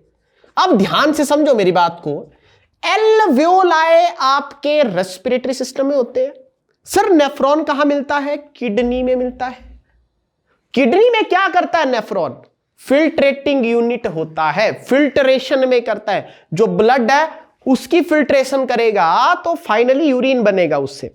तो भाई बेसिक स्ट्रक्चर और अगर हम इसके लोकेशन की बात करें तो एल्वेओलाई मैंने आपको लास्ट उसमें बताया था क्वेश्चन में, जहां रेस्पिरेटरी सिस्टम डिस्कस करा था भी हमने, उसमें लंग्स के अंदर एल्वेओलाई बैलून लाइक स्ट्रक्चर बताए थे। छोटे छोटे बैलून लाइक और पतली सी लेयर होती है, वो स्ट्रक्चर होते हैं basically air sac, air fill होती है उसमें, जो कि with a rich network of capillary, मतलब उसके अराउंड कैपिलरीज का नेटवर्क होता है, ब्लड वेसल्स का नेटवर्क होता है। और कहां प्रेजेंट होते हैं ध्यान से समझे भाई, ये आपका लंग्स है, लंग्स के एंड्स पे देखो, ब्रोंकियोल्स के एंड्स पे, यहां पर ऐसे ब्रांचेज होंगी, उसके एंड्स में क्या होते हैं आपके एयर सैक्स, जिन्हें हम क्या बोलते हैं? एल्वेओलाई बोलते हैं। तो ये स्ट्रक्चर और लोकेशन है, ठीक है, ब्रोंकियोल्स के टर्मिनल पॉइंट पे, टर्मिनल मतलब एंड में, यहां पर प्रेजेंट होंगी ये। समझ गए होंगे सर इसकी structure and location. Sir nephron are the microscopic structure, alveoli are not the microscopic structure, but nephron microscopic structure होते हैं, लॉन्ग होते हैं, जैसे ये इस तरह से आपका जो है नेफ्रॉन का स्ट्रक्चर होता है, इस तरह से, इस तरह से।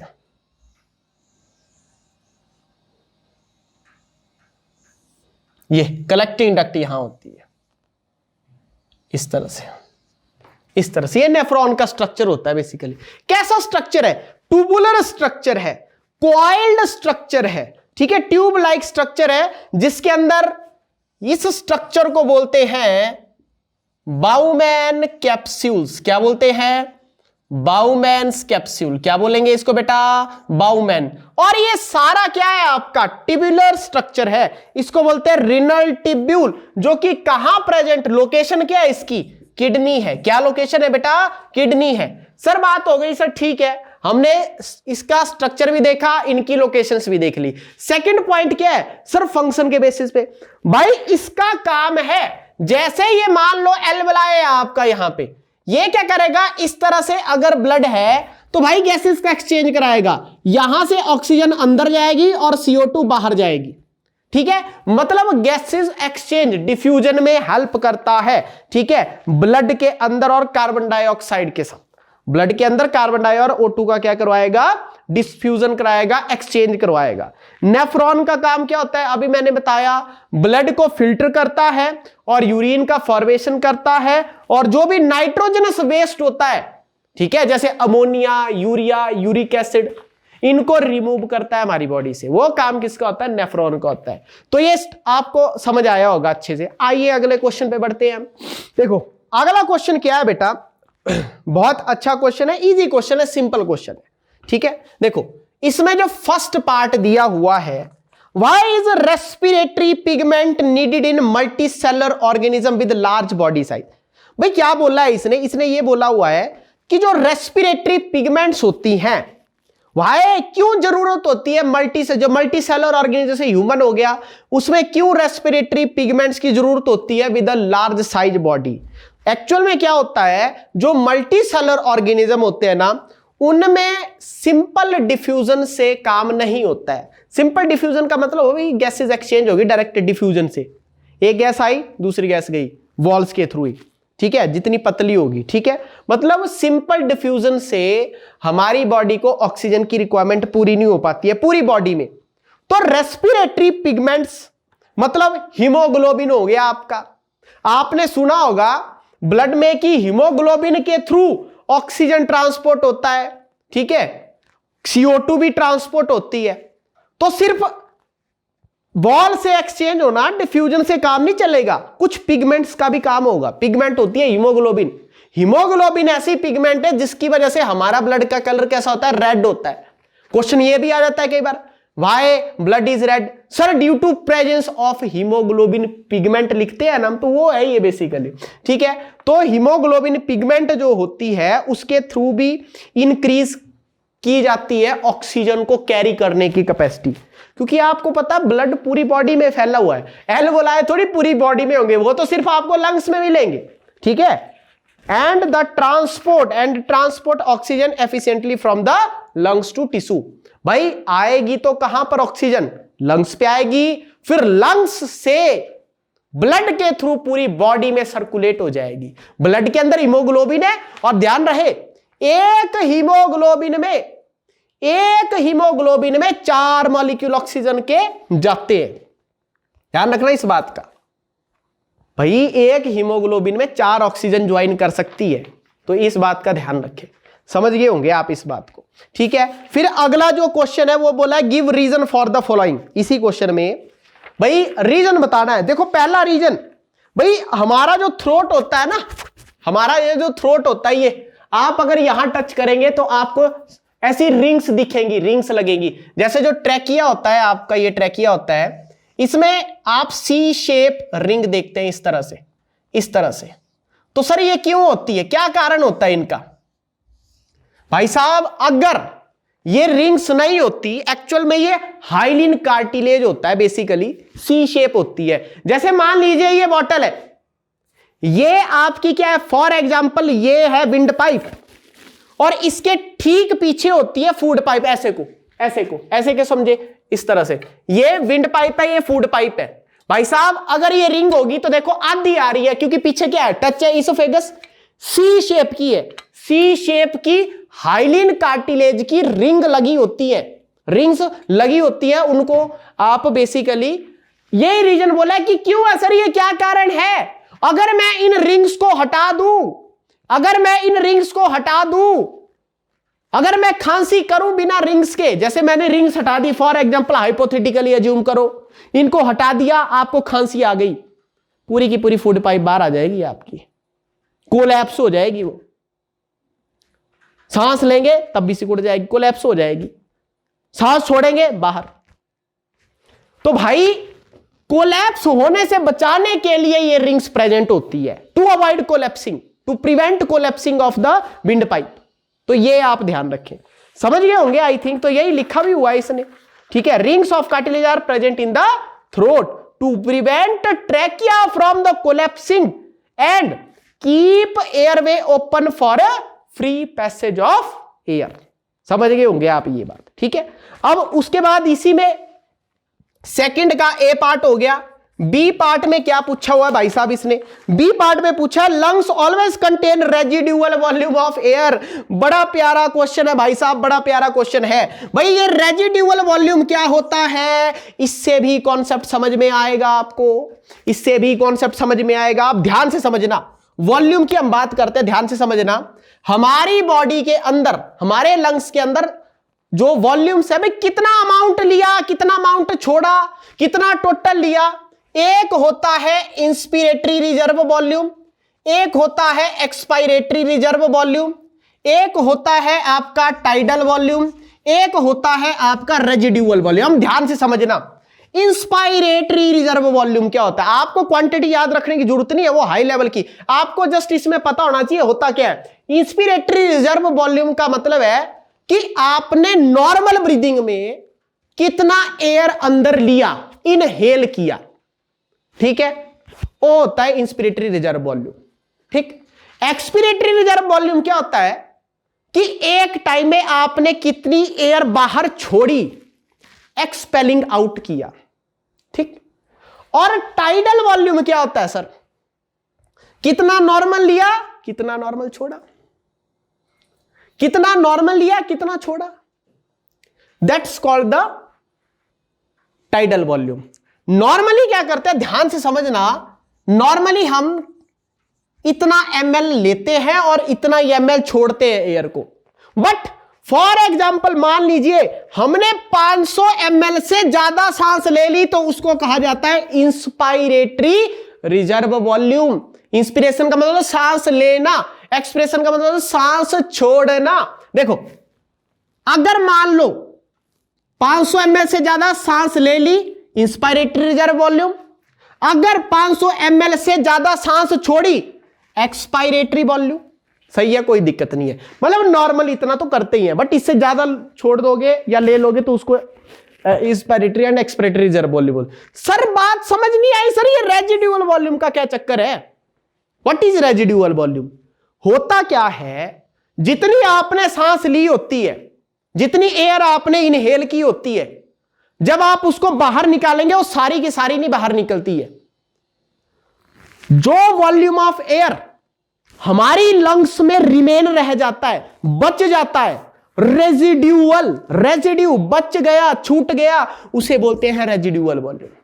क्या बोलते हैं? Residual volume. यह चीज आपको +1 में बड़ी काम आएगी, ये बहुत अच्छे से आपको +1 में भी काम करेगी, ये समझ गए होंगे आप। ठीक है भाई, ये पूछा है इसने कि रेजिड्यूअल वॉल्यूम क्यों प्रेजेंट होता है उसमें, लंग्स में। अगर देखो गलती से तुमने इसको भी बाहर निकाल दिया, आपकी डेथ हो जाएगी, क्योंकि लंग्स कोलैप्स कर जाएंगे। ये नेगेटिव प्रेशर क्रिएट करके रखती है, residual volume negative pressure create करके रखता है, खींचने का काम करेगा अंदर एयर को। अगर आप इसी को बाहर निकाल देंगे, हम सांस ही नहीं ले पाएंगे, क्योंकि कुछ भी वॉल्यूम नहीं है अंदर। और आपको पता है एयर तो प्रेशर के हिसाब से चलती है, जहां पर लो प्रेशर होगा हाई से लो जाएगा, हाई से लो जाएगा। जब तुमने अंदर सांस ही, जब तुमने एयर ही नहीं छोड़ी है, बिल्कुल थोड़ी सी भी सांस, मतलब थोड़ी सी भी एयर अंदर नहीं है, तो बाहर से अंदर वॉल्यूम कैसे आएगा एयर का? Let's imagine. तो ये रीजन है इसका, नेगेटिव प्रेशर क्रिएट करता है, अगर वो ब्रेक हो गया तो खत्म कहानी। ये ध्यान रखना आपने, ठीक है। आप इसको लिख सकते हैं भाई, lungs always contain residual volume to prevent collapsing of lungs and allow continuous exchange of gases during exhalation. तो समझ गए होंगे आप मेरी बात। तो रेजिड्यूअल वॉल्यूम देखो कितना अच्छा कॉन्सेप्ट समझ आ गया आपको। उसके बाद देखो क्या क्वेश्चन पूछा है कि diaphragm flattened and ribs are lift up when we breathe in. बड़ा प्यारा क्वेश्चन है कि जब हम सांस लेते हैं तो भाई रिब्स पूरी की पूरी ऊपर लिफ्ट हो जाती हैं और डायफ्राम हमारा फ्लैट हो जाता है। देखो जैसे ये डायफ्राम होता है, ठीक है, ये डायफ्राम है और ये इस तरह से लंग्स है, ये लंग्स है, ठीक है, और इसके राउंड्स क्या होती है, ऐसे रिब्स होती है भाई, रिब्स होती है, रिब्स होती है, रिब्स होती है, इस तरह। इसी को हम क्या बोलते हैं, रिब केज बोलते हैं। जब ये फ्लैट, ये देखो ये डायफ्राम है, मस्कुलर स्ट्रक्चर होता है, ये फ्लैट होता है ना। कब ये फ्लैट होता है, देखो जब ये एक्चुअल में जब फ्लैट कंडीशन में होता है, ये इसकी फ्लैटेंड कंडीशन होती है, नॉर्मल कंडीशन नहीं होती। अगर नॉर्मल कंडीशन हो तो वो ऐसी होती है, डोम शेप होती है इसकी नॉर्मल कंडीशन। अगर ऐसी कंडीशन होगी, अगर ऐसी कंडीशन होगी तो ये ऐसे हो जाएगा, तो जो लंग्स का वॉल्यूम है वो भी कम हो जाएगा। समझे मेरी बात आप? नॉर्मल कंडीशन में ये होता है। अब जैसे जैसे ये फ्लैट होता जा रहा है, फ्लैट होता जा रहा है, तो भाई इस केज का वॉल्यूम बढ़ता जा रहा है। मतलब देखो ध्यान से समझना, वॉल्यूम बढ़ने का मतलब है, आपने सुना होगा प्रेशर, फिजिक्स में पढ़ा होगा आपने 9th में, प्रेशर वॉल्यूम के इनवर्सली प्रोपोर्शनल होता है। भाई जितना ज्यादा प्रेशर, प्रेशर तब लगता है जब कम वॉल्यूम हो। यही तो पढ़ा हमने आर्टरी और वेन में, वहां पर बीच में वॉल्यूम कम था तो प्रेशर ज्यादा थी, क्योंकि तभी तो प्रेशर ज्यादा। जब वॉल्यूम ज्यादा होगा, ओपन ज्यादा होगा, खुला ज्यादा होगा, स्पेस ज्यादा होगा, तो प्रेशर कम होगा वहां पे। अगर दबाव होगा मतलब वॉल्यूम कम है, प्रेशर ज्यादा होगा। तो भाई जब ये ऐसे हो गया, ये जो पूरा रिब केज है, ये क्या हो जाएगा, वॉल्यूम बढ़ जाएगी, प्रेशर कम हो जाएगा। अंदर प्रेशर कम, बाहर प्रेशर ज्यादा, एयर अंदर एंटर करेगी। समझ गए होंगे आप? अब जैसे ही ये डायफ्राम ऐसे हो गया, ऐसे जैसे ही अपनी नॉर्मल कंडीशन में आ गया, अब देखो रिब केज का वॉल्यूम घटा, प्रेशर बढ़ा, एयर बाहर। समझे मेरी बात आप? तो भाई साहब यही है खेल। डायफ्राम फ्लैट हो जाता है, रिब्स हमारी ऊपर उठ जाती हैं, ऐसे को रिब्स ऊपर उठेंगी, ऐसे को रिब्स ऐसे उठेंगी, डायफ्राम फ्लैट होगा, रिब्स ऐसे उठेंगी, डायफ्राम फ्लैट हो जाएगा। ठीक है, तो ऐसा क्या होता है ये, क्योंकि this increases the volume of chest cavity. ये क्या करता है, चेस्ट कैविटी का वॉल्यूम बढ़ा देता है। ये बोल रहा है जब सांस लेते हैं तो वो रिब्स ऊपर क्यों करती है। भाई साहब ध्यान दो, दिमाग लगाओ, जब ऐसे रिब्स ऊपर उठेंगी तो पूरी की पूरी चेस्ट का क्या होगा, वॉल्यूम बढ़ेगा, वॉल्यूम बढ़ेगा। फॉर एग्जाम्पल बाल्टी, बाल्टी एज्यूम करो, बाल्टी होती है ना, उसमें ऐसे एक उठाने का लगा होता है। अगर मैं उसके भी नीचे एक ही उससे और लगा दूं तो एक बार में उसको उठाऊंगा तो सारे के सारे कुंडे जो है ऊपर आ जाएंगे आपके। तो ये चीज ध्यान रखना, बहुत प्यारा कॉन्सेप्ट है और कंसेप्चुअल है। समझ गए? जब फ्लैट हुआ सांस अंदर आएगी, जब डोम शेप हुआ सांस बाहर चली जाएगी, तब रिब्स नीचे आ जाएंगी। फिर जैसे डोम शेप हुआ रिब्स नीचे, फ्लैट हुआ रिब्स ऊपर, स्पेस बढ़ जाएगा। दैट्स द कॉन्सेप्ट जो आपको याद रखना है। ठीक है, अब इसका लास्ट पार्ट, भाई लास्ट पार्ट क्या बोलता है, आप देख सकते हैं कि जो आपकी वॉल्स होती हैं एल्वेओलाई की, वो extensive network of blood vessel, मतलब उनके अराउंड ब्लड वेसल्स का नेटवर्क क्यों होता है भाई, क्यों होता है, ताकि लार्ज सरफेस एरिया प्रोवाइड हो सके तगड़े डिफ्यूजन के लिए। जितना ज्यादा एल्वेओलाई के अराउंड ब्लड के वेसल्स होंगे उतनी ज्यादा डिफ्यूजन होगी गैसेस, उतनी ज्यादा ऑक्सीजन ब्लड में जाएगी। जितनी कम होगी उतनी कम ऑक्सीजन जाएगी, जितनी कम ऑक्सीजन जाएगी उतनी कम एनर्जी मिलेगी आपको, क्योंकि भाई साहब ग्लूकोज ब्रेक ही नहीं हो पाएगी बिना ऑक्सीजन के। वो हो जाएगी बट पायरुविक एसिड नहीं कन्वर्ट हो जाएगा ना आपका, वो तो हो जाएगी, तो मैंने बोला है ग्लूकोज टूट जाएगी पायरुविक एसिड में या पायरुवेट में, ऑक्सीजन हो चाहे ना हो साइटोप्लाज्म के अंदर, बट एनर्जी तो नहीं मिलेगी ना। समझ गए ना मेरी बात आप? तो इस तरह से आपने करना है ये बेसिकली। आई होप ये आपको समझ आ गया होगा बेसिकली। ठीक है, ठीक है। अब उसके बाद नेक्स्ट क्वेश्चन, नेक्स्ट क्वेश्चन आपका इंपॉर्टेंट क्वेश्चन है। जैसे दिया हुआ है कि water is used by leaves, ठीक है, water is used by leaves of plant for photosynthesis. भाई जो आपका वाटर होता है ना, जब फोटोसिंथेसिस होती है तो ड्यूरिंग फोटोसिंथेसिस वाटर की स्प्लिटिंग होती है, आपने पढ़ा होगा फोटोसिंथेसिस में। मतलब कि फोटोसिंथेसिस के दौरान, भाई फोटोसिंथेसिस क्या होता है, फोटो मतलब लाइट, सिंथेसिस बनना, लाइट की प्रेजेंस में फूड बनना फोटोसिंथेसिस कहलाता है, जिसे हम हिंदी में प्रकाश संश्लेषण क्रिया बोलते हैं। ठीक है, कहां होती है, लीव्स के अंदर। क्यों? लीव्स को किचन ऑफ द प्लांट बोला जाता है, kitchen house of the plant cell बोला जाता है। ठीक है, पत्तों में भोजन बनता है सारा, लाइट गिरती है, पत्ते ग्रीन होते हैं, बिल्कुल सही सर, क्यों? Chlorophyll pigment, chlorophyll pigment, chloroplast, वहीं पर तो फोटोसिंथेसिस होता है बेसिकली आपका। जो स्ट्रोमा होती है, आपने पढ़ा होगा क्लोरोप्लास्ट का स्ट्रक्चर बेसिकली, ठीक है। तो ये बोल रहा है कि फोटोसिंथेसिस के दौरान प्लांट क्या करते हैं, वाटर को यूज कर लेते हैं। However instead of watering the leaves we water the plant through the soil, ठीक है। तो क्या बोला इसने, explain how water absorbed from the soil reaches the leaves of the plant. देखो हम ऊपर से प्लांट को क्या करते हैं, बेसिकली वाटरिंग करते हैं ना। ये बोल रहा है कि वाटर सॉइल से कैसे एब्जॉर्ब होता है ताकि वो प्लांट के लीव तक पहुंच पाए। पानी तो आपने दिया, वो तो सॉइल में एब्जॉर्ब होगा, फिर भी वो लीव्स तक पहुंच रहा है। सोचो आप इसको, जस्ट इमेजिन। भाई होता क्या है एक्चुअल में, जैसे ये सॉइल है, सॉइल की जो रूट्स है, सॉइल के नीचे क्या होगी, प्लांट की रूट्स होंगी, ठीक है। और ये क्या है, लीफ है, ये लीव्स है बेसिकली, आप देख सकते हैं इस तरह से, ठीक है।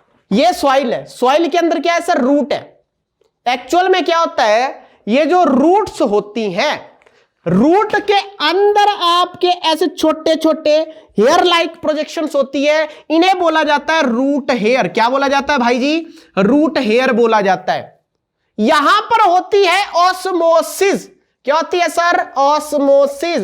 सर ऑस्मोसिस क्या होता है, किसी प्लाज्मा मेम्ब्रेन के थ्रू सॉल्वेंट का मूवमेंट, सॉल्वेंट का मूवमेंट ऑस्मोसिस कहलाता है। भाई साहब आपने पढ़ा है इस बात को, ठीक है। तो होता क्या है, ऑस्मोसिस प्रोसेस के थ्रू जैसे वाटर दिया, वाटर क्या होता है, इन रूट हेयर के द्वारा एब्जॉर्ब कर लिया जाता है। किस प्रोसेस के थ्रू, ऑस्मोसिस प्रोसेस के थ्रू। किसके थ्रू, ऑस्मोसिस प्रोसेस के थ्रू। सही बात है सर। फिर क्या होता है, अब ये जो एब्जॉर्ब्ड वाटर, जो इसने पानी एब्जॉर्ब किया, ठीक है, वो जाएगा। अब आपको पता है इनके अंदर सेल्स प्रेजेंट होगी, एक सेल से दूसरी सेल से, दूसरी से तीसरी में, तीसरी से चौथी में, ऐसे सेल टू सेल जो है मूव करता जाएगा। और उसके बाद वो सेल की जाइलम में पहुंचेगा। आपने सुना होगा एक जाइलम टिश्यू होता है, एक होता है फ्लोएम टिश्यू। भाई साहब जो जाइलम टिश्यू होता है वो रिस्पॉन्सिबल होता है, आपने सुना होगा, पानी और मिनरल्स की ट्रांसपोर्टेशन के लिए।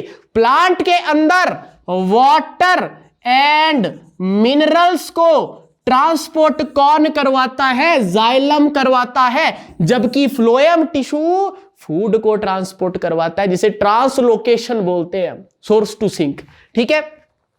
जाइलम से क्या, किसकी जाइलम में जाएगा, पहले तो भाई पत्ते में थोड़ी जाएगा, पहले तो stem, this is the stem, stem के अंदर जो जाइलम होगी वहां जाएगा, फिर उसके बाद लीव्स की जाइलम में जाएगा। कहां जाएगा, लीव्स की जाइलम में जाएगा, समझ गए होंगे। फिर वहां से वो ट्रांसपोर्ट हो जाता है। सबसे पहले तो कहां गया भाई, सबसे पहले ध्यान से समझना, ध्यान से समझना, रूट हेयर, रूट हेयर ने एब्जॉर्ब किया, सेल टू सेल करके रूट की जाइलम में गया।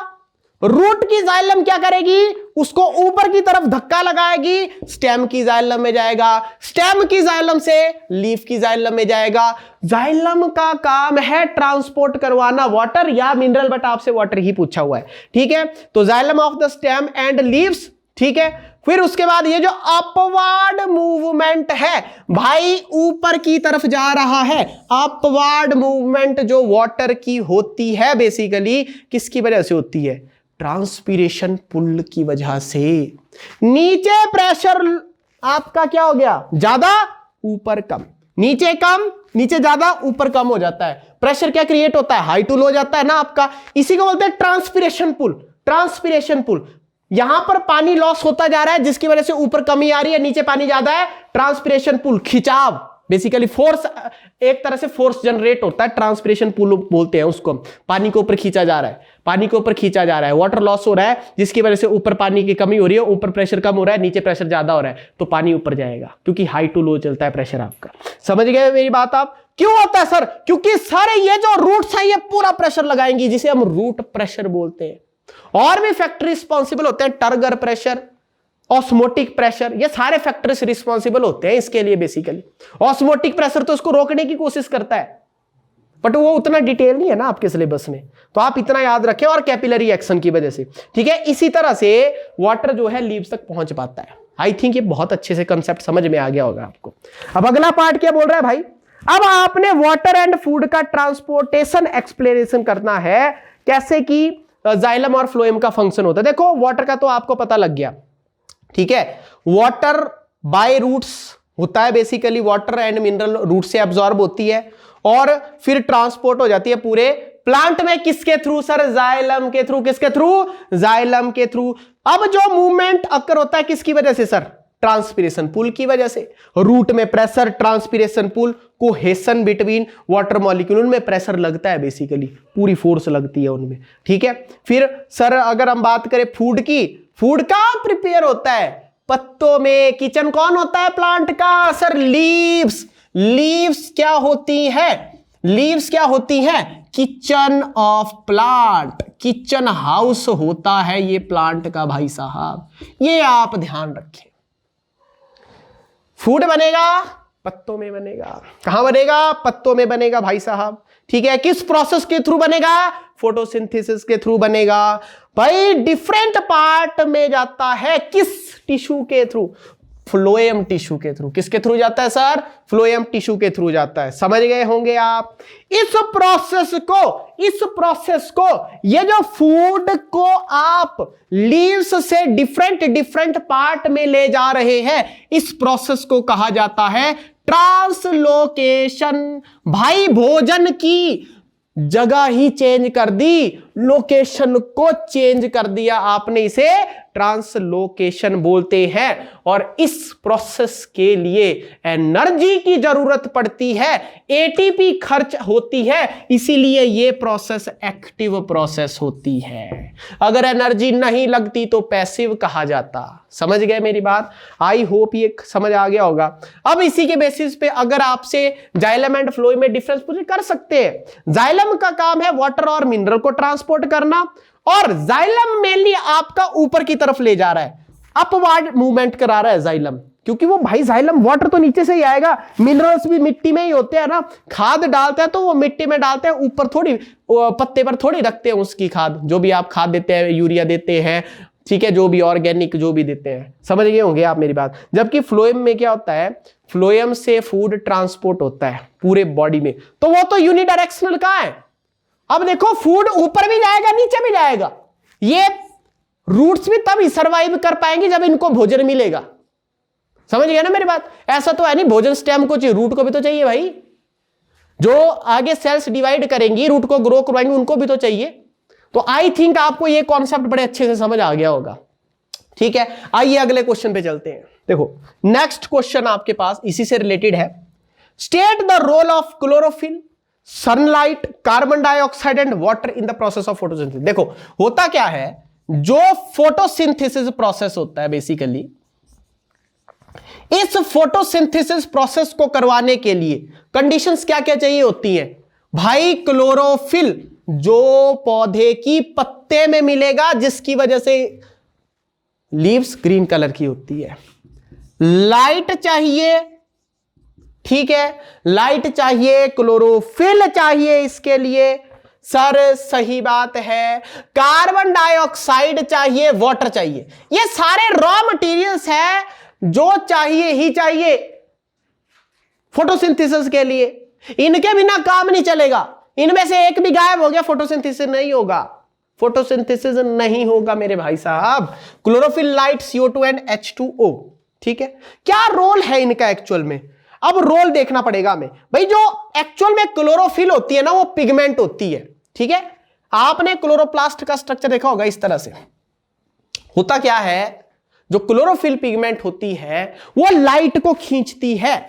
मतलब कि सर ये लाइट को एब्जॉर्ब करने का काम कर रही है, ये काम है लाइट को एब्जॉर्ब करने का, सनलाइट को एब्जॉर्ब करने का काम किसका है सर, क्लोरोफिल का है। सर लाइट का काम है, लाइट का क्या काम है, सनलाइट का काम क्या है भाई। सनलाइट क्या करती है, एनर्जी प्रोवाइड करती है इस प्रोसेस को करने के लिए।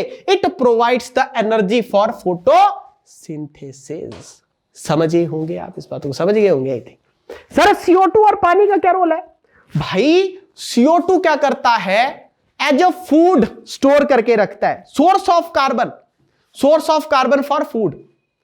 अब फूड में क्या होगा, देखो ग्लूकोज बनता है ना, C6H12O6।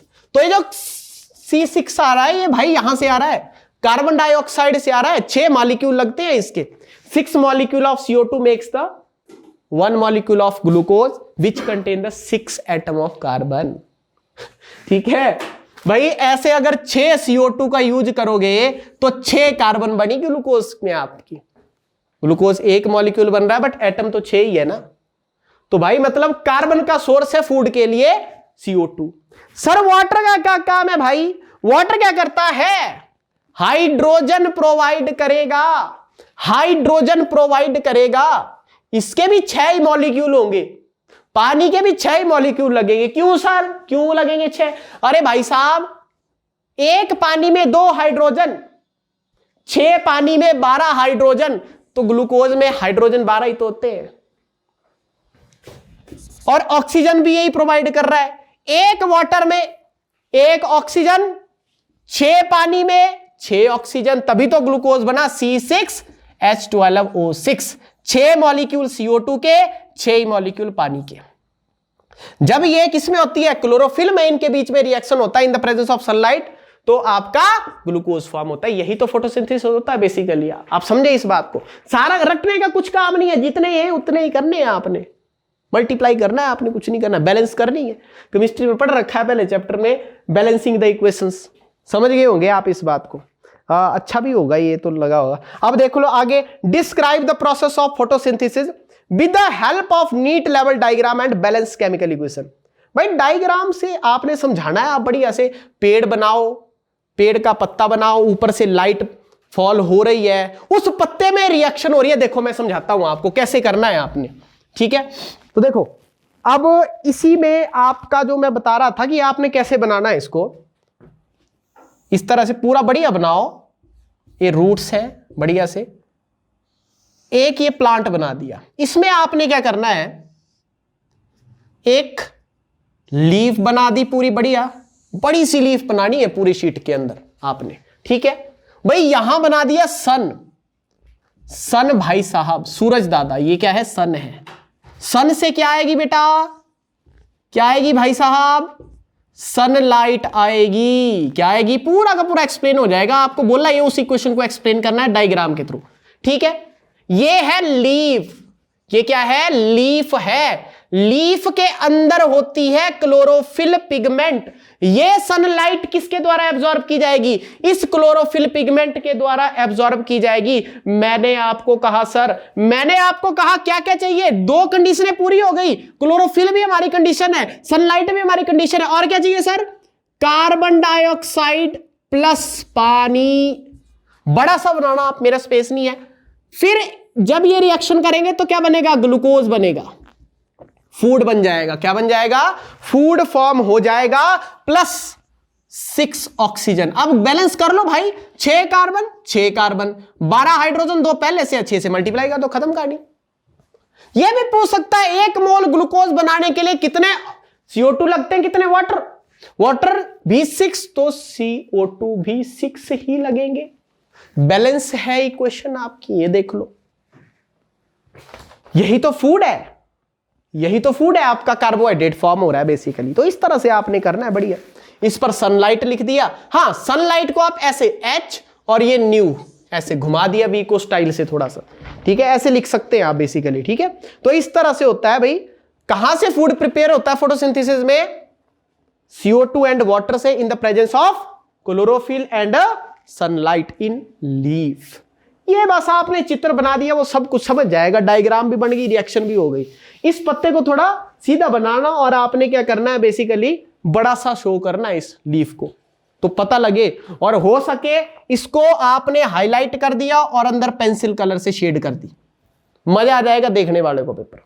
तो आगे चलते हैं। अब इसका लास्ट पार्ट है। देखो लास्ट पार्ट में क्या पूछता है, the length of small intestine depend on the type of food an animal Yeats. देखो जो इंटेस्टाइन होती है हमारी, उसकी लेंथ डिपेंड करती है कि जो एनिमल है उसने किस तरह का फूड खाया हुआ है। जस्टिफाई करना है इस स्टेटमेंट को आपने हर्बीवोर और कार्निवोर के रेफरेंस पे। हर्बीवोर क्या होते हैं? वो एनिमल्स जो सिर्फ घास खाते हैं, ठीक है ना, मतलब लीव्स हो गया, वेजिटेरियन, ठीक है।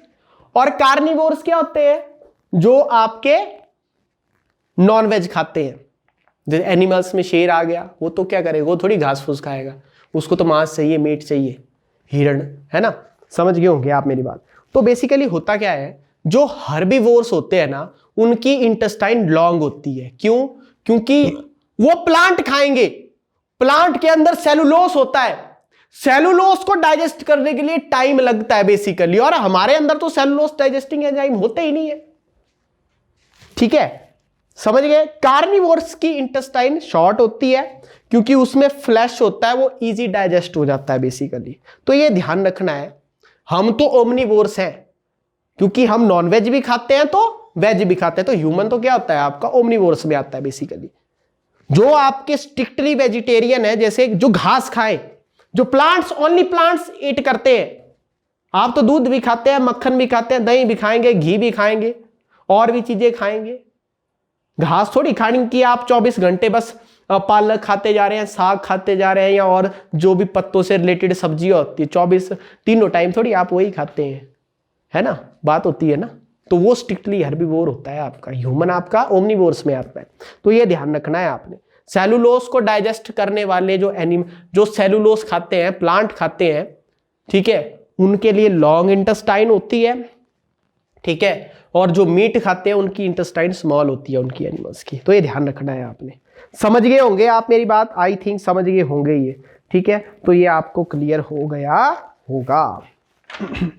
अब नेक्स्ट आ जाइए बेटा, हमारा थर्ड लास्ट क्वेश्चन है इसका। नेक्स्ट क्वेश्चन देखो भाई, बोला है right one specific function of each of the following organ. भाई कुछ ऑर्गन्स दिए गए हैं आपके पास, एक दिया है रीनल आर्टरी। भाई ध्यान रखना, टर्म्स में कंफ्यूज नहीं होना। पल्मोनरी टर्म लंग्स से related, renal term sir kidney से रिलेटेड होती है, मतलब किडनी की आर्टरी। सेकंड दिया है इन्होंने यूरेद्रा, थर्ड दिया है इन्होंने ग्लोमेरुलस, ग्लोमेरुलस, फोर्थ दिया है बेटा इन्होंने ट्यूबुलर पार्ट ऑफ नेफ्रॉन, मतलब ट्यूब्यूल वाला पार्ट जो नेफ्रॉन में ट्यूब लाइक स्ट्रक्चर होता है, ठीक है। आपको इनके फंक्शंस बताने हैं। इसमें क्या क्या आता है भाई, पीसीटी आ जाता है, डीसीटी आ जाता है, और कलेक्टिंग डक्ट आ जाती है। अब आ जाते हैं रीनल आर्टरी में। रीनल आर्टरी का क्या काम होता है भाई? रीनल आर्टरी क्या करती है, ऑर्टा से ब्लड को, ऑर्टा के थ्रू ब्लड को किडनी में लेकर जाती है। जैसे ये आपकी मान लीजिए किडनी है, ठीक है, ये तो होता है ureter, this is the ureter. ये क्या होता है भाई, यूरेटर होता है, this is the ureter. But आपने देखा होगा एक और आर्टरी आती है और वो अंदर जाती है, इसको बोलते हैं रीनल आर्टरी। भाई रीनल आर्टरी का काम होता है किडनी के अंदर ब्लड को लेके जाना। क्या काम होता है? किडनी के अंदर ब्लड को लेके जाना, ठीक है। Carries blood from aorta to the kidney for filtration, ताकि वो फिल्टर करे किडनी उस ब्लड को, यूरिन फॉर्म करे उसका। सर ये काम हो गया इसका। अब आ जाइए यूरेद्रा। भाई यूरेद्रा क्या करता है? यूरेद्रा का काम होता है यूरिनरी ब्लैडर से यूरिन को लाना। जैसे यूरिनरी ब्लैडर होता है भाई आपका ये यूरिनरी ब्लैडर होता है, और ये होता है urethra. This is the urethra. इसको क्या बोलते हैं? यूरेद्रा। क्या काम है इसका? भाई यूरिनरी ब्लैडर से यूरिन को ट्रांसपोर्ट करके जाना बाहर, बॉडी के बाहर ले जाता है। ये यूरिनरी ब्लैडर से बॉडी के बाहर ले जाता है यूरिन को, ठीक है। इसके ऊपर तो फिर आपके वो होते हैं ना, यूरेटर होते हैं, ऐसे को यूरेटर आते हैं, ठीक है। फिर ये यहां पर आपकी क्या आ जाती है, किडनी आ जाती है, ठीक है। तो इस तरह से आपको पता होगा बेसिकली, ठीक है। तो यूरेद्रा का function. Sir glomerulus, what is the function of glomerulus? आइए देखते हैं जरा इधर। सर ग्लोमेरुलस का क्या फंक्शन होता है? देखो भाई, आपने नेफ्रॉन का ये स्ट्रक्चर देखा होगा, इसको क्या बोलते हैं? बॉमेन कैप्सूल बोलते हैं। क्या बोलते हैं? बॉमेन कैप्सूल बोलते हैं। भाई यहां से ब्लड आता है और यहां ये इस तरह से कैपिलरी का क्या होता है? बेसिकली एक बंच ऑफ कैपिलरीज होता है। Bunch of capillary is called as the glomerulus. इसको बोलते हैं ग्लोमेरुलस। क्या बोलते हैं? ग्लोमेरुलस। बंच मतलब पूरा का पूरा गुच्छा, कैपिलरीज का ढेर सारा गुच्छा होगा, इसमें ब्लड आएगा। तो होता क्या है? इसका काम होता है बेसिकली फिल्ट्रेट करना। ठीक है, ये जो ग्लोमेरुलस है ये फिल्टर करता है ब्लड को भेजेगा बॉमेन कैप्सूल में। जो ब्लड फिल्टर होगी वो यहां इकट्ठी हो जाएगी, उसको बोलते हैं फिल्ट्रेट। क्या बोलते हैं? फिल्ट्रेट। क्या बोलते हैं? फिल्ट्रेट। उस फिल्ट्रेट में फिर फिल्ट्रेशन होता है, एडिशन, फिल्ट्रेशन, एडिशन, फिल्ट्रेशन। कितनी एडिशन फिल्ट्रेशन के बाद जाके आपका यूरिन फॉर्म बनता है। कंसंट्रेटेड यूरिन चाहिए होता है हमें, क्योंकि तो भाई इसका काम क्या है? फिल्टर करना। फर्स्ट फिल्ट्रेशन यहीं पर होती है ब्लड की।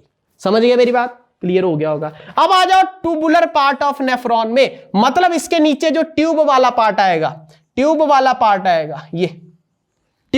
पार्ट जो आ रहा है बेसिकली, ये ट्यूब वाला पार्ट जिसमें पीसीटी आती है, loop of Henley, U shape की लूप जहां बनी, लूप ऑफ हेनले, फिर डीसीटी एंड कलेक्टिंग डक्ट। अब एक नेफ्रॉन की एक ही कलेक्टिंग डक्ट नहीं होती, ढेर सारे 8, 9, 10, 11 नेफ्रॉन जो है एक कलेक्टिंग डक्ट में आके खुलते हैं और उनकी यूरिन आती जाती है बेसिकली। ठीक है, अब सर इसका क्या पार्ट है? जो ट्यूब वाला पार्ट है, इसका क्या फंक्शन है बेसिकली? भाई इसका काम क्या होता है? अब ये एक चीज ध्यान रखना, बहुत इंपॉर्टेंट टर्म है ये, आपको ऐसे समझ नहीं आएगी बिना डायग्राम से। इसको डायग्रामेटिकली समझते हैं। ध्यान से समझिएगा। जैसे मैं पूरा नहीं बनाऊंगा, मैं ट्यूबुलर पार्ट बनाऊंगा केवल।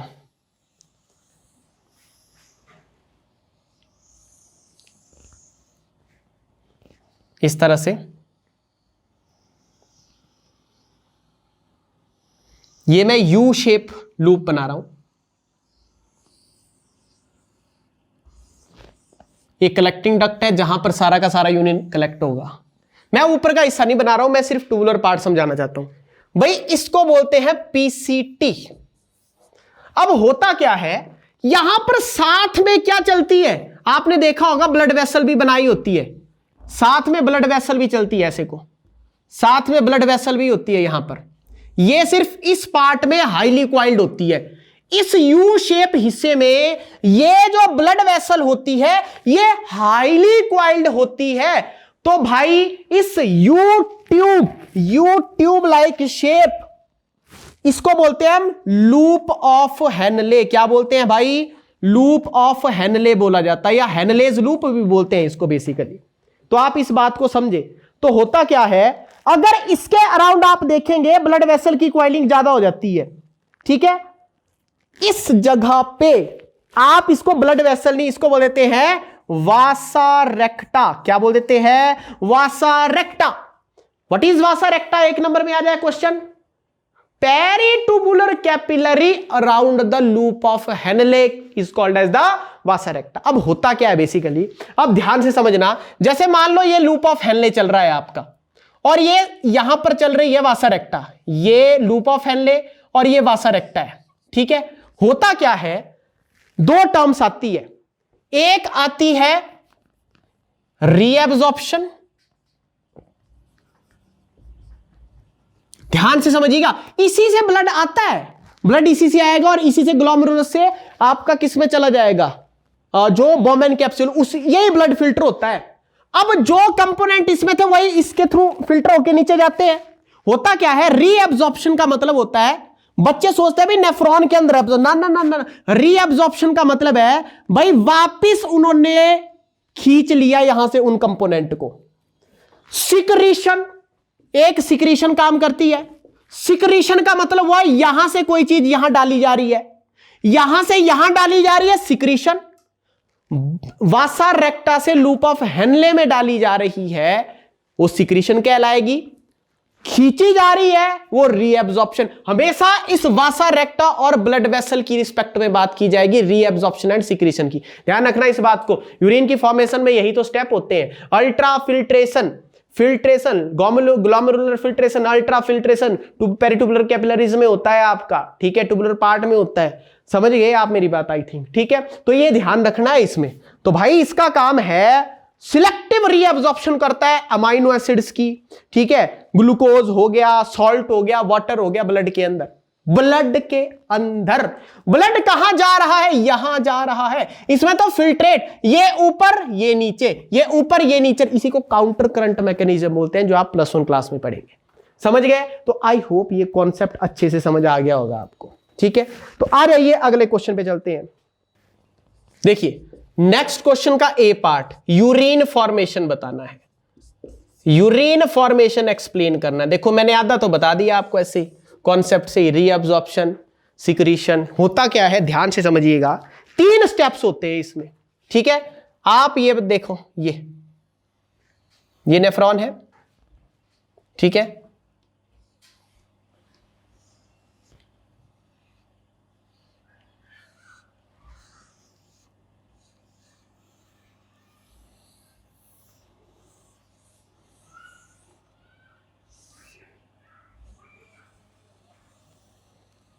ये आप देख सकते हैं नेफ्रॉन का structure.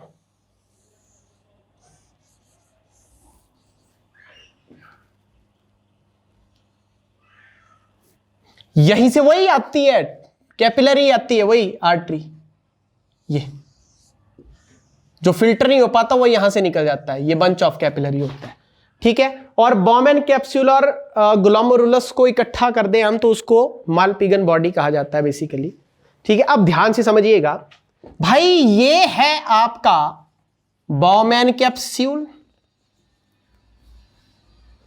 This is called as the glomerulus and this part is called as the PCT, proximal convoluted tubule, and this U-shaped structure is called as the Henle's loop, या हम इसे loop of Henle भी बोलते हैं, and this structure is called as the distal convoluted tubule and this is called as the collecting duct।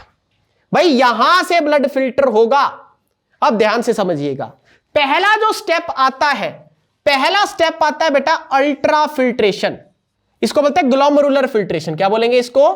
Glomerular filtration. नाम में ही छिपा हुआ है ग्लोमेरुलस, नाम में ही ग्लोमेरुलस छिपा है भाई साहब। ग्लोमेरुलस से फिल्टर होगा ब्लड, क्योंकि ब्लड तो यहां से आ रहा है तो ये फिल्टर होगा। और ध्यान रहे यही कैपिलरी, यही ब्लड वेसल आपकी किसके साथ चल रही होगी? सर इसके साथ चल रही होगी, ये इसके साथ चल रही है, और यहां पर ये नेटवर्क ज्यादा फैल जाएगा, यहां पर ये नेटवर्क ज्यादा और फिर सिंगल हो जाएगा। ऐसे को ये साथ में चलेगी, आपकी ब्लड वेसल साथ में चलेगी। Blood vessel around the Henle loop is called as the vasa recta. ये ध्यान रखिए।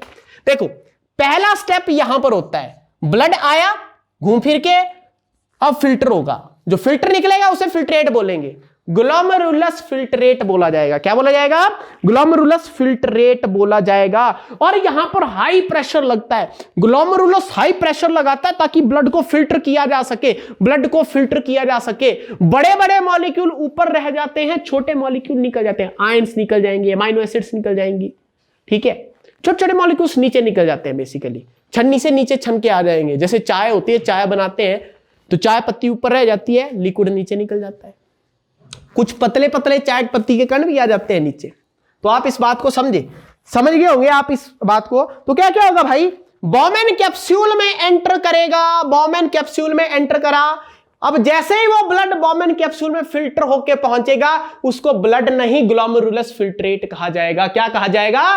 ग्लोमेरुलस फिल्ट्रेट कहा जाएगा। तो ये समझ गए होंगे आप, ठीक है। तो ध्यान रखना, बट उस ब्लड के अंदर ब्लड की सेल छूट जाएंगी और प्रोटीन एज इट इज इस ब्लड में रह जाएंगी और वापस चली जाएंगी इफरेंट आर्ट्रियोल के थ्रू।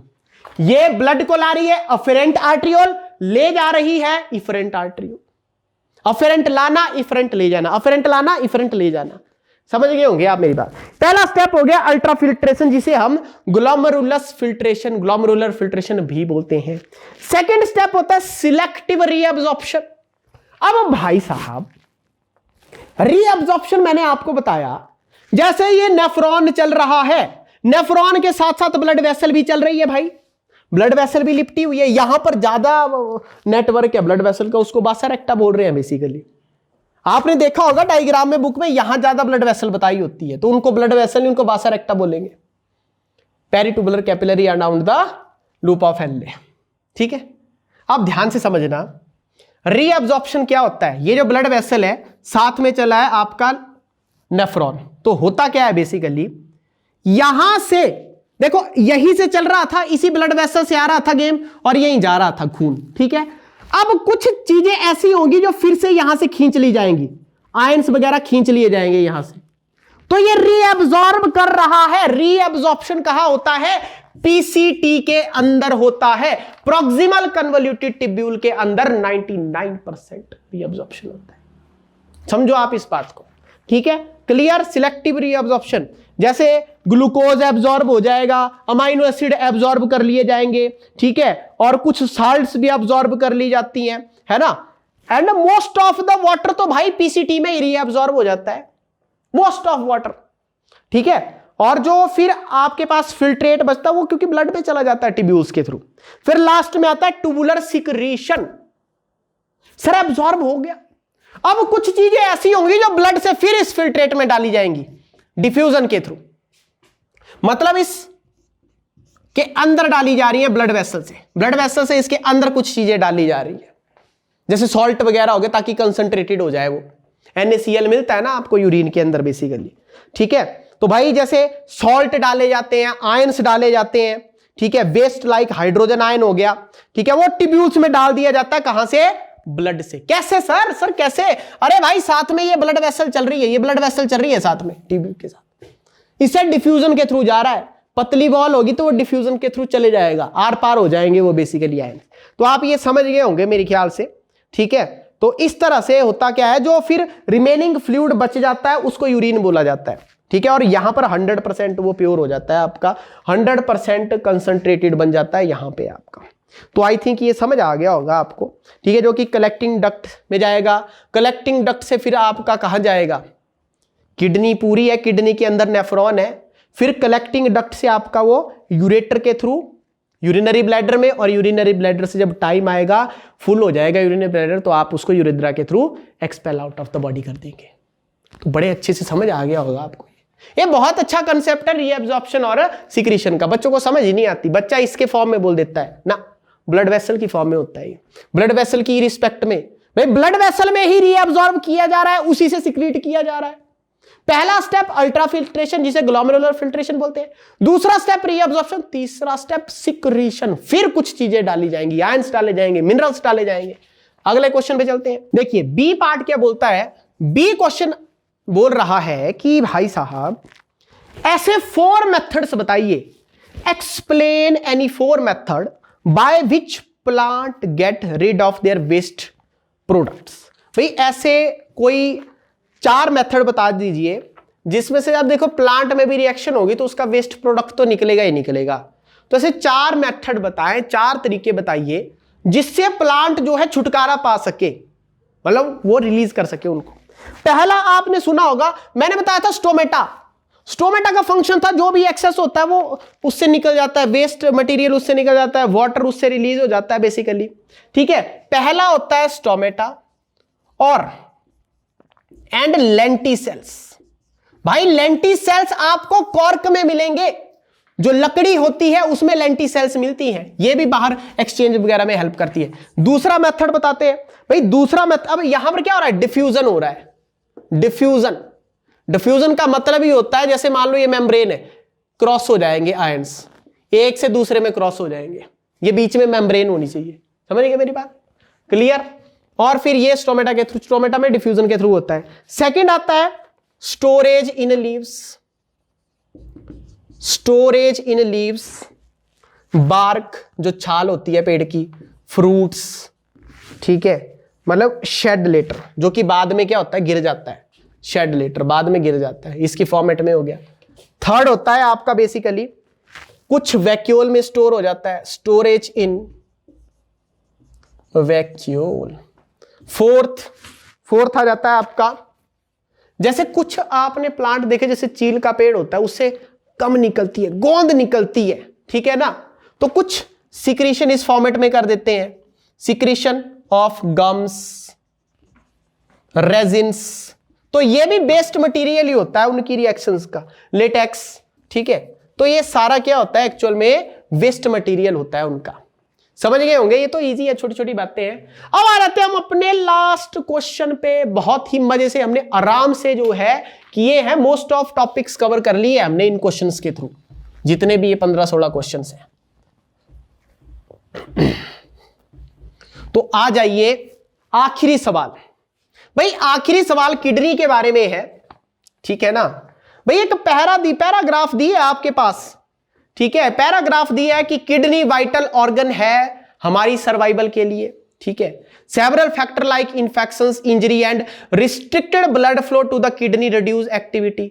अगर मान लो कुछ फैक्टर, जैसे मान लो इन्फेक्शन हो जाए, इंजरी हो जाए, या कुछ ब्लड रिस्ट्रिक्टेड फ्लो प्रॉपर नहीं हो पाए किडनी में, तो उससे उसकी एक्टिविटी भी कम हो जाती है। This leads to the accumulation of poisonous waste in the body. देखो पैरा दिया है ये, उसके बेसिस पे फिर आपको क्या करने हैं, क्वेश्चंस के आंसर देने हैं, ठीक है। उसकी वजह से क्या होता है, पॉइजनस सब्सटेंस हमारी किडनी में बेसिकली अक्यूमुलेट हो जाते हैं, जो कि इवन डेथ भी हो सकती है उसकी वजह से। In case of kidney failure, जैसे किडनी फेलियर होता है ना, जैसे मान लो जिसकी किडनी फेल हो जाए, किडनी का मेन काम होता है ब्लड को फिल्टर करना, जो गंदा खून है उसको साफ करना।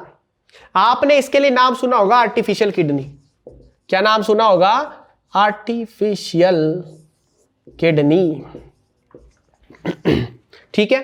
आर्टिफिशियल किडनी क्या होता है, सारी किडनी की तरह जितनी भी कंडीशंस होती है वो मशीन के थ्रू बनाई जाती है, पूरा सेटअप होता है, फिर उसके थ्रू गंदे खून को बाहर, वो जिसको, इसी को डायलिसिस भी बोलते हैं, इसी को डायलिसिस भी बोला जाता है। आपके उसमें लास्ट में दिया हुआ है एक छोटे से डब्बे में बना के, एनसीईआरटी में 10th की, ठीक है ना, तो ये ध्यान रखना। एक स्फिग्मोमैनोमीटर का दिया है, ठीक है, जिसे बीपी चेक करते हैं, स्फिग्मोमैनोमीटर, ठीक है ना, क्लियर। तो इसमें क्या बोला है, एन आर्टिफिशियल किडनी अगर किसी की फेल हो जाती है तो आर्टिफिशियल किडनी का यूज किया जाता है, डायलिसिस जिसे बोलते हैं। An artificial kidney is a device to remove, भाई किडनी का मेन काम होता है हमारे नाइट्रोजनस वेस्ट को रिमूव करना, हमारे नाइट्रोजनस वेस्ट को रिमूव करना। सर नाइट्रोजनस वेस्ट क्या होता है, हमारी बॉडी में जितनी भी केमिकल रिएक्शंस होती हैं उनका जो वेस्ट निकलता है, जो किसी काम का नहीं होता, हमारी बॉडी उसे स्टोर नहीं कर सकती, उसको नाइट्रोजनस वेस्ट कहा जाता है। समझे इस बात को, आप गौर करें थोड़ा सा, ठीक है। तो इस बात पर ध्यान दीजिए, ठीक है। तो इसी को हम डायलिसिस के थ्रू करते हैं। तो क्वेश्चन पूछा हुआ है, name the artery that bring oxygenated blood to the kidney. भाई उस आर्टरी का नाम बताइए, उस आर्टरी का नाम बताइए जो ऑक्सीजनेटेड ब्लड को लेकर आती है किडनी के अंदर। अभी हमने किया सर, इसको बोलते हैं रीनल आर्टरी, चित्र के थ्रू मैंने बताया था, जो उसके अंदर एंटर कर रही थी उसे बाहर निकलती है, रीनल वेन बोलते हैं उसे। तो sir renal artery, renal artery blood को लेकर आती है, रीनल वेन आपकी ब्लड को किडनी से लेकर जाती है। हार्ट से तो दूर ही है ना भाई, हार्ट की रिस्पेक्ट में बोलते हैं आर्टरी एंड वेन, किडनी की रिस्पेक्ट में सर यहां तो पास में आ रहा है ब्लड, अरे भाई जी किडनी के थ्रू है, किडनी की रिस्पेक्ट में है, हार्ट की रिस्पेक्ट में। हार्ट से तो आया ना, दूर ही आया, हार्ट की तरफ ले कौन जाएगा, वेन ले जाएगी, रीनल वेन। रीनल आर्टरी ला रही है हार्ट से, मतलब दूर आ रहा है हार्ट से।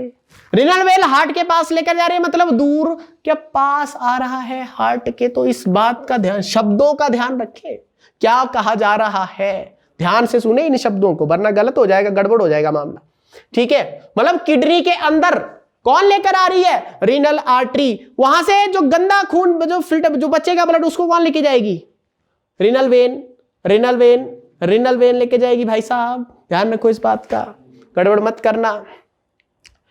आई थिंक ये समझ आ गया होगा आपको। अब इसी का सेकंड पार्ट देखो, name the cluster of thin walled vessel blood vessel capillary present in the, अभी बताया मैंने, कैपिलरीज का गुच्छा, क्लस्टर ऑफ ब्लड वेसल जो बोमेन कैप्सूल के ठीक ऊपर होता है उसे क्या बोलते हैं? ग्लोमेरुलस बोला जाता है प्रभु। क्या बोला जाता है? ग्लोमेरुलस कहा जाता है। कितना आसान है, समझने की बात है, रट्टा नहीं लगाना है, सारे शब्दों का खेल है। अगला क्वेश्चन है, in the human excretory system name the organ which store urine.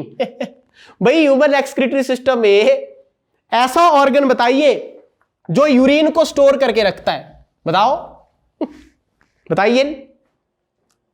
अरे भाई देखो, ये तुम्हारी एक किडनी है, ये तुम्हारी दूसरी किडनी है, यहां से यूरेटर आए, ये यूरेटर आए और ये कहां जाते हैं? ये क्या होता है भाई? इसको क्या बोलते हैं? स्टोर होता है ना यहां पे, ये यूरिनरी ब्लैडर।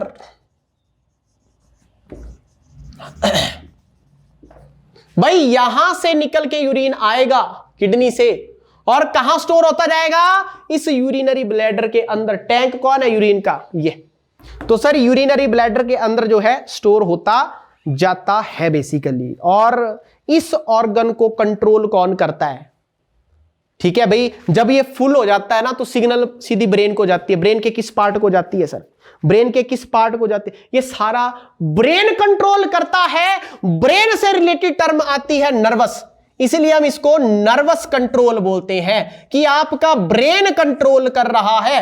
अगर मान लीजिए हार्मोन कंट्रोल कर रहे होते, हार्मोन कंट्रोल कर रहे होते तो एंडोक्राइन कंट्रोल बोलते, हार्मोनल कंट्रोल बोलते, केमिकल कंट्रोल बोला जाता। समझ गए? समझ गए होंगे, अच्छे से समझ गए होंगे।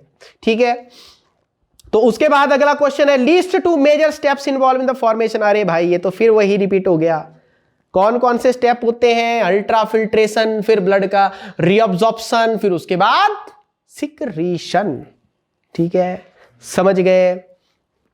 Is that clear? ओके, तो आई होप आप सभी को ये चैप्टर अच्छे से क्विकली मेन टॉपिक इसके हमने कवर कर लिए क्वेश्चंस के थ्रू, जो बार बार रिपीट हुए हैं चैप्टर में, तो इनका आप ध्यान रखें थोड़ा सा। ये बार बार रिपीट होते हैं क्वेश्चंस बेसिकली, तो आई थिंक आपको समझ आ गया होगा। और जो बच्चे नए हैं चैनल पे वो सब्सक्राइब जरूर कर लें ताकि हमारा हर एक लेक्चर आपको पहुंच सके, उसकी नोटिफिकेशन आपको आ सके बेसिकली। ठीक है, और ज्यादा से ज्यादा बेटा शेयर करो इसको ताकि आपके हर फ्रेंड्स के पास ये जाए। ठीक है, ताकि उनको भी इस सीरीज का फायदा हो जाए। तो ओके बेटा, thank you and all the very very best.